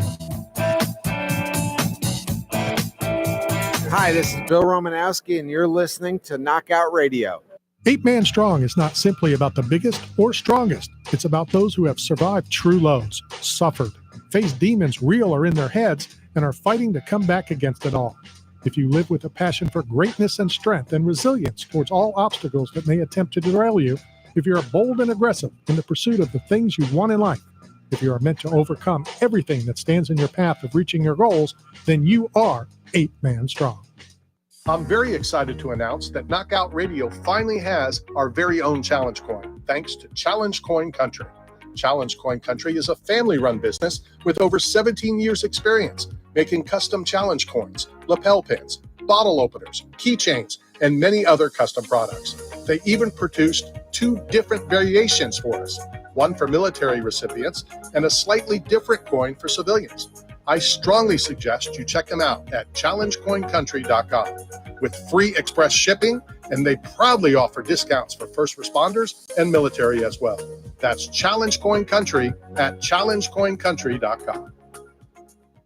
Hey everybody, it's me, Matt McClellan. And if you know me, I'm gonna care about this community greatly. And I have the devastation from Hurricane Helene realizes that people need me, whether it's accountability or friendship or a ride or a workout or just someone to help them with perspective. And I want you to know that for 15 years, I deliver pizza, but today I deliver hope. And if you need any of that, then please call me, 727-557-4421. A slice a day. Peace. You're hungry. Where do you go to eat? Berg Sports Bar and Grill. You want to have a drink? Where do you go? Berg Sports Bar and Grill. Having a get-together with the guys from the softball team? Where do you do it? That's right, Berg Sports Bar and Grill. Located at 1320 Central Avenue, St. Petersburg, right across from Tropicana Field. Berg's is the best place to take the whole family for food and fun. Going to a Rays game? Have dinner before the game at Berg's, and after the Rays win, come and celebrate with all your friends at Berg's, right across from the Trop. So come down and see Berg and the whole gang at Berg Sports Bar and Grill. Berg Sports Bar and Grill.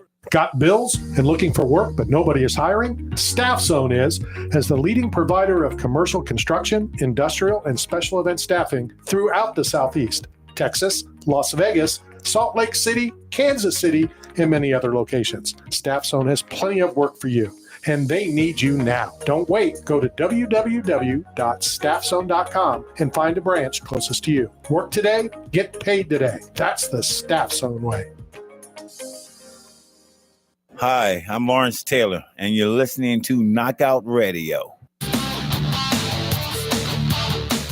All right, we're back hanging out in the TAN Talk Radio Network studio. Week 3 here, 3 weeks in a row. Will we be here next week, or will we be back at our location? We'll find out later. Brought to you by 8 Man Strong and Staff Zone.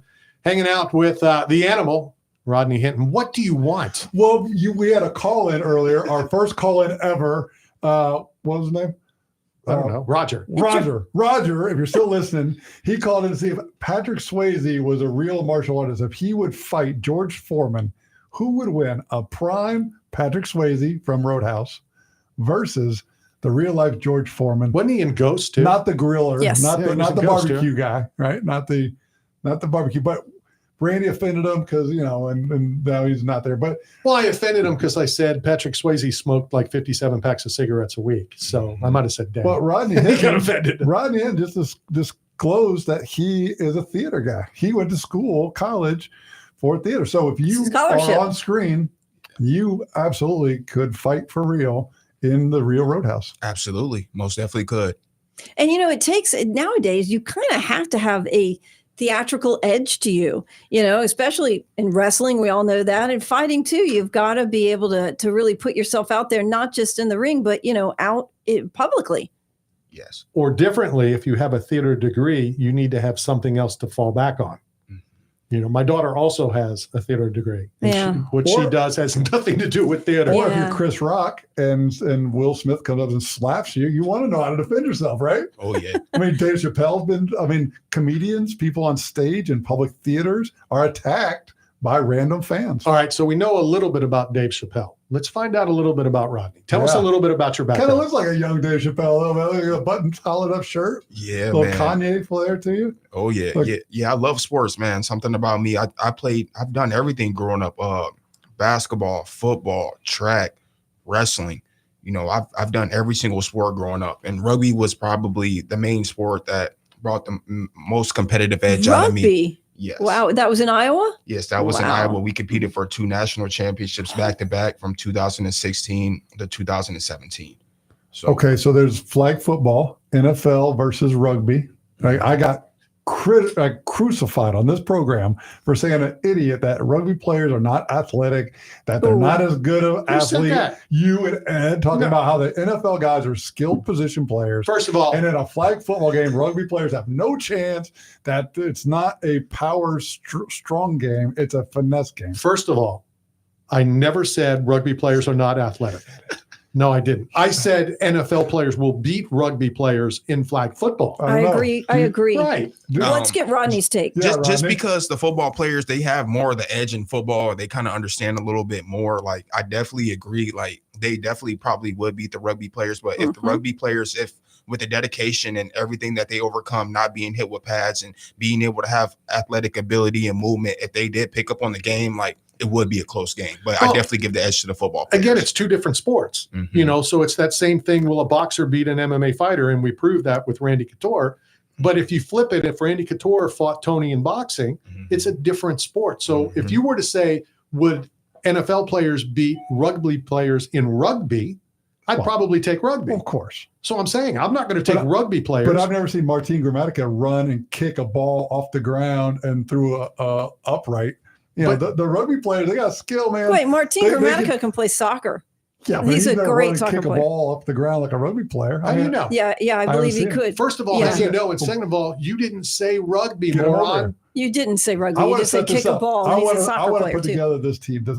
Rodney will help me recruit. We'll bring 7-on-7, just like the rugby sevens in Vegas. I love sevens. Have you ever seen that? Oh, yeah. The big sevens that's in Vegas? The greatest sevens player of all time by the name of Wesley who played for Fiji. I've had the privilege of meeting him. And when I was pursuing rugby, which I was going to hit major leagues before I actually started fighting. That's Wow. what a lot of people don't know. I was going to do major league rugby. And Wesley is one of those guys who was just one of those leaders and used to give me the game and give me certain steps to use when I would break through the field and I have the ball and stuff like that. He's taught me a lot. So I've been in there with some high caliber guys. So explain to me, when they go and throw that guy in the air and he catches, explain that whole thing. What am I watching? Basically, that's just sacrifice and commitment and just believing in your team. Because I took a few shots to where I had open field and I got 2 teammates trailing me. In football, it's a little different. You throw the football forward, the quarterback will throw the football forward. In rugby, you pass it backwards. So sometimes you're going to have to take some licks because your opponent will be, not your opponent, your teammate will be open and you got a guy coming like head on, like Ray Lewis style at you. So sometimes it's best to just toss it out and let him get the space so he can toss it to the next opponent. No, I'm saying when they throw it in, I guess it was out of bounds or whatever, and they throw it, they're lined up, and then they take the one dude and they throw him in the air. Okay, so that so I don't know anything about rugby. I just enjoyed sevens. Yep, I was a flanker. I also played flanker, so I was the guy going up to catch it. That's just trying to win position for the ball so you can get it back to your team. I don't know if you guys know what we're talking I about. don't, I actually. was a hooker. I know that. So on the field. I had a couple guys tell me about that. He still is a male hooker. Yeah, I'm still a hooker. But yeah, you get the ball from the scrum and then Catch you him kick it out on menlikemen.com. Yeah, those are basically just like lineouts. And even once you get in, even when somebody gets tackled and you go in and knock the other player out, that's called a ruck. So explain this for those of us who aren't really adept on rugby. You're saying you toss the guy up into the air? No. So you actually so the small guy. Well, let's have Rodney explain. Rodney's the rugby he's talking player. about the line out. Once the ball's out of the play, and then you form, you try to go up and catch it. You know what I mean? That's just to get position of the ball. Who throws it? I would probably the hooker. I would say the hooker, or if we always throwing another dude in the air. also steal it. So you gotta it takes like we had so many structures. We had so many times like where we would try to put a different scheme on the opponents. We'll go forward and then we'll go back, like try to get them to engage and go ahead and try to get it back here. Even if they steal it, they take possession. So it's basically like a steal in basketball, if you put it like that. I really want to talk more about Ronnie's background, but as you're explaining rugby, explain what happened in the Olympics when the women won the medal, how she went the distance. How rare is that for her to be able to do that? It's extremely rare, and that's why you just never know in rugby, because the most things happen that you don't expect, especially in rugby, like even with the All Blacks, so. Yeah, man. Explain going the distance when you say she that. went end zone to end zone and won the game. Yeah. The game was over. It's one of those like 6 seconds left. The ball's at the negative 77-yard line and the game's over. Everybody knows the game's over. And it was like she went Mike Allstott from end zone to end zone to score the winning points for the USA team to win their first medal. Wow, that's fantastic. Yeah. I did not then see that she was game. on Dancing with the Stars. Yeah, I do remember that. Yeah. I do remember that. Yeah. For the team winning, it's a miracle. It's like something in the movie. At the time when it's happening, you're just going crazy. You can't really control yourself. Of course, for the losing team, it's just a heartbreaker. We've been in those situations where I was coaching at Cedar Falls High School, the team that I played for in high school. We were coaching the team and we were heading to high school. We were heading to state championship. And the game before we got to the state championship, that's literally how we won. Literally the last 5 seconds, we beat a team by the name of Waverly. They were coached by Casey Hansen, who was my old team. So it was basically student versus coach. And that was, we both wanted it. So like to get that type of victory, like, it was unbelievable. Like the Miami Miracle. Remember the Miami Miracle when the Dolphins had no time left and they kicked it off? They came back and beat the Patriots. Well, end same zone to end with zone. The Eagles and Giants. Yeah, we're in Florida. Yeah.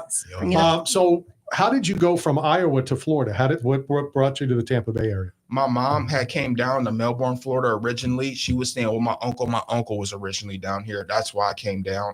And plus, I love Iowa. Like, to everybody there at home in Iowa, guys, don't take this the wrong way. I love all you guys. You know that. You just love us more.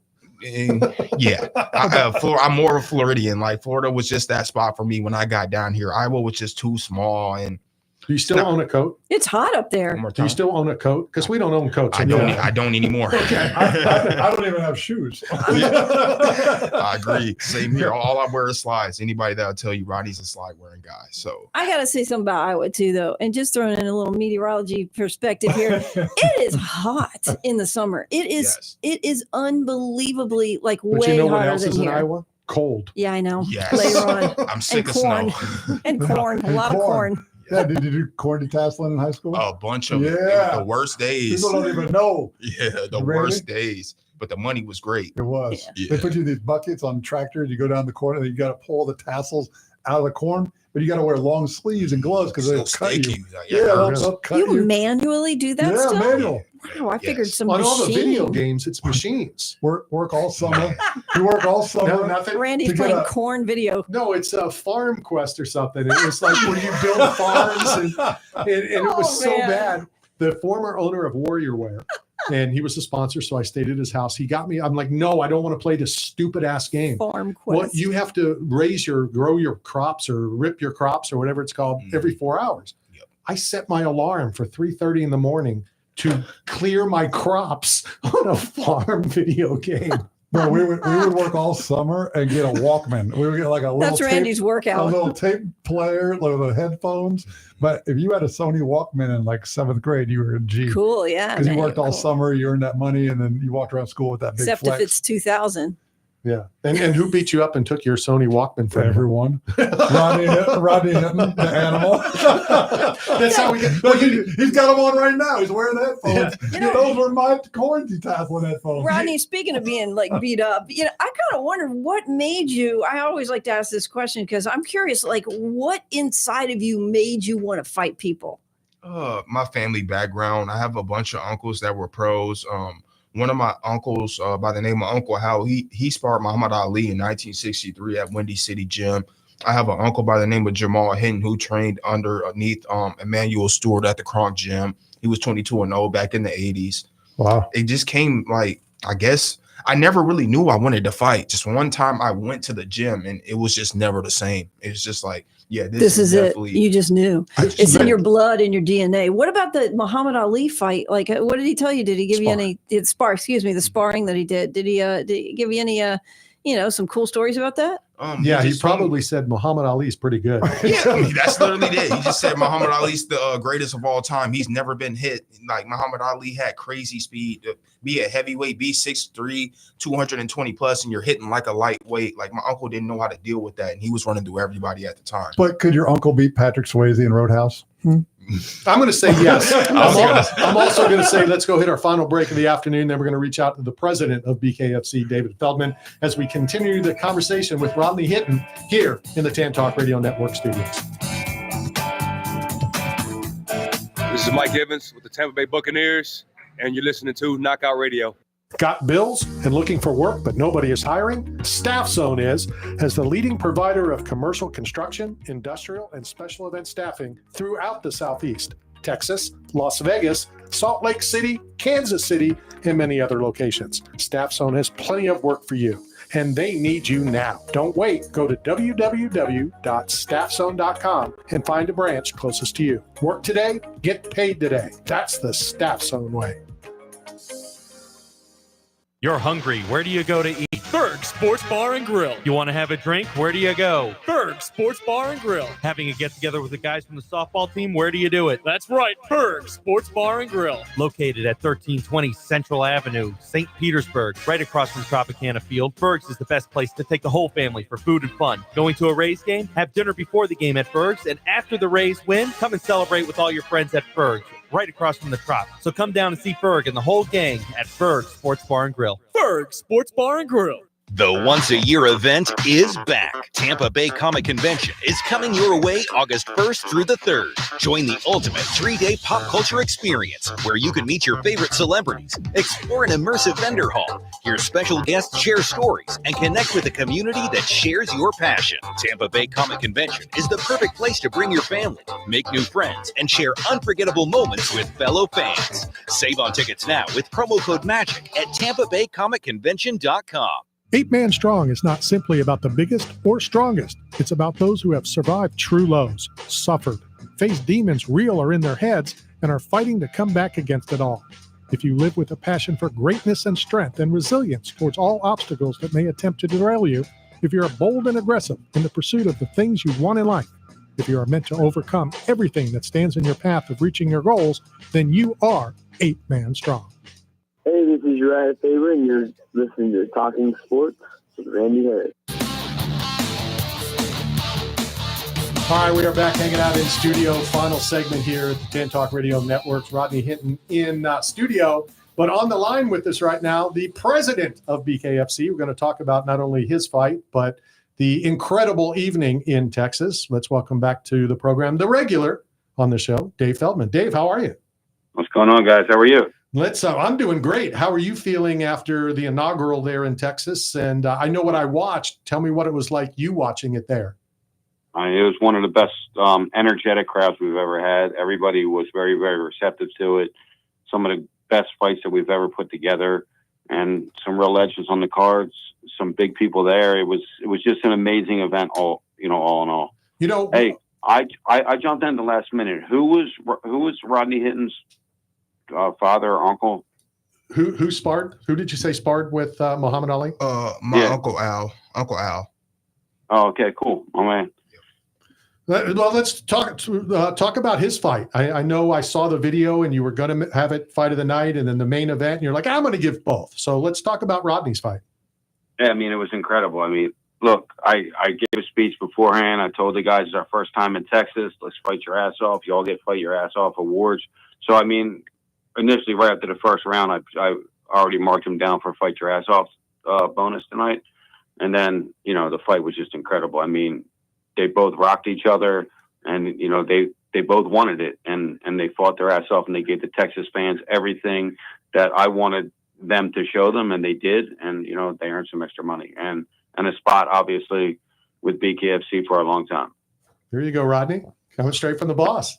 just grateful. I just want to tell him on hand why he's on board. Like, David Feldman, thank you for every single thing you've done, from the opportunities to giving me jobs, security jobs at BKFC, for allowing me to coach certain pros, that even as coming up as an amateur, allowing me to coach certain BKFC pros and be at these events. Like, every single thing you've done, man, have changed my life. And like, I probably wouldn't be here if it wasn't for that opportunity. And that's why I'm telling you, every single fight that I have, win, lose, or draw, I guaranteed it will be a fight of the night type performance. I will lay every single thing out there. I appreciate it, man. And you did. So I don't doubt you at all, but you're welcome. And thank you very much, man. So when I knew Kenzie, when I knew that Rodney was coming, we're going to talk about Kenzie in a second, I had to bring security here. I've seen the photo of him online, which was scary. I saw his fight over the weekend, which was scary. Security here, not knowing what this animal is. What a polite young man. And it's nothing like what anybody would expect out of Rodney.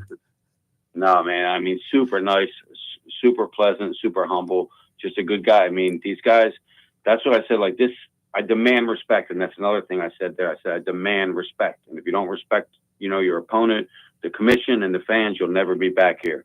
And if you do respect them and you fight your ass off and you get dropped and you lose and you do it again and you lose and you fight your ass off, you'll have a job here at BKFC forever.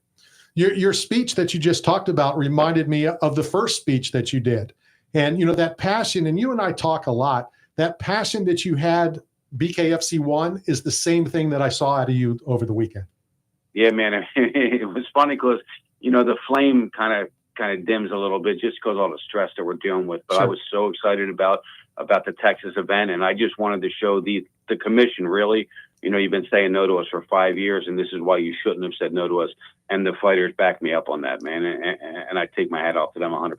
Talk about what I believe will be your next big superstar in Kenzie Morrison, who did everything that we expected. He has the pressure of the last name. He did the show last week. We talked about that. How excited are you of his fight and his future in BKFC? I think first and foremost, I'm excited because he was just very, very easy to deal with. The only thing that was a little difficult with him, he doesn't like the media. He doesn't like the press.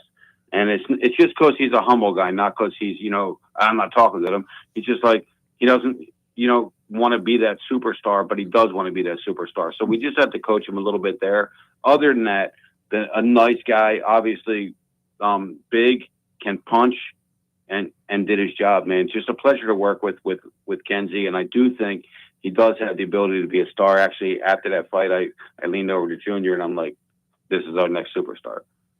And the thing about Kenzie, and we talked about it with him last week, is with that name, you're going to have the doubters, you're going to have the haters. And let's be honest, and your partner in Conor McGregor, if you have haters, you can go to the next level because people will always tune in to watch you in hopes that you lose. 100%. I mean, this is what we just talked about yesterday. So we're working on a big docuseries right now with a superstar, like an unbelievable superstar, who literally called and just said, I want to help you. And I'm like, are you kidding me? Like, I was like a little kid in a candy store. Like, I was jumping around the house, telling my wife, I'm like, this dude just said he wants to help me blow it up. I'm like, this is unbelievable. Anyway, why am I telling you that? I'm telling you that because when we were talking about, we're going to tell the stories of the fighters, right? We're going to tell the good stories, the stories that had the bad upbringings and had to battle through everything to get there. We're also going to tell the stories of the bad guys, the guys that we don't like, the guys that we don't really like, and the fans don't really like, because people love to not, to root against someone. And we're going to create guys that they can root against and guys that they can root for. And I think that's all part of really the evolution of this thing.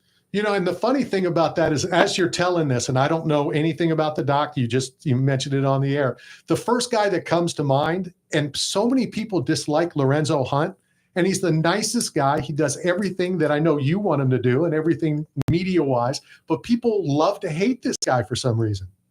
Yeah, man, but he gets it. Like, he gets that it's okay to have people hate you. Some people just take it to heart too much and they can't really live with that. He's okay with that because, listen, the wrestling guys are great at this, and the wrestling guys go like this. Because I asked a bunch of them, I said, do you really want to lose? And then they go, I don't care if I win or lose. I care if the crowd pops. It's all about the pop of the crowd. If the crowd gets what they came to see, that's all I'm there for. And that's, Lorenzo has that mentality.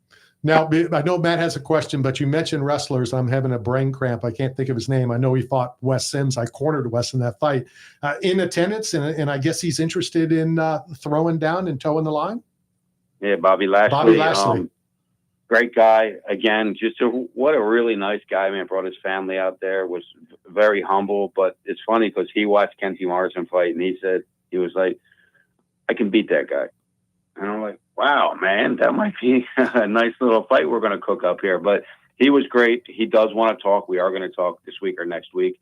And, we'll see if we can bring him over. I think the unique thing about that is to get all the wrestling fans, because he was in WWE and now he's in AEW. So he's got all the different fans around all of wrestling now that know who he is. So if we can get his name out there, I think that we'll have a good amount of them follow him over here. No, absolutely. And as you know, he is a fighter. He's not a wrestler that wants to fight. This is a guy that has fought mixed martial arts. He's a pro's pro.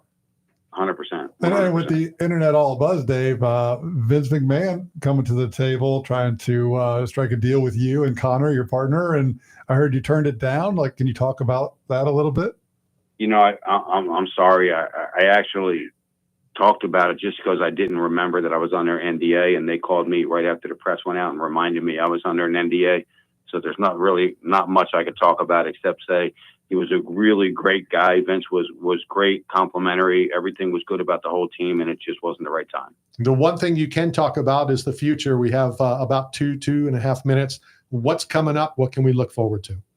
I mean, we got so many big things coming up. All the different countries we're opening up, working on the docuseries, working on some more TV things that we're working on, some bigger signings, opening up some new states, doing some big shows. I go to Jersey tomorrow to present to the board in Jersey, and I think everything's going to go well, and we'll get approved there. And we're targeting a huge show there in October that could be, just fantastic. And we got so many things coming up. I got the new series that I'm going to launch. Just a lot of things that are really, I feel, are going to take us to another step up, up towards that number one position. What is that one state that you're still having trouble with? And can Texas, now that you've been there, can they make a call? Can they now help get over whatever hump is holding it back? I don't think so. I think it's Nevada, and it has nothing to do with really regulatory at all. It's just, it's a connections thing there, I believe. And I don't think that's I think when the time comes, the time's going to come. I don't think anyone's really going to, I think one person can make that happen, and I don't think he wants to make that happen right now. So the fights in Texas was over the weekend. Today's Wednesday. You're already back to work. You took that 2 hours off on Monday, and now it's moving ahead? Yeah, I actually took a couple hours off on Monday. I really did. And we did our morning meeting. And today's Wednesday. We head over on Friday. I head over to the UK for a show on Saturday in Birmingham. And then we have a week off, and then we come right back to the Hard Rock. And we're just trying to really plan something big here. And we're working really, really hard. And I think things are starting to really click better than I thought they were going to. And I'm just excited to make these announcements, because I hate saying, oh, big news coming in. Hey, we're talking to this guy. But these things are coming to fruition. And when we can make the announcements, I think it's going to shake a lot of people up. And I think they're going to be like, wow, these guys are for real. Awesome. Great stuff. I've been with you since the beginning. I love it. I love having you on.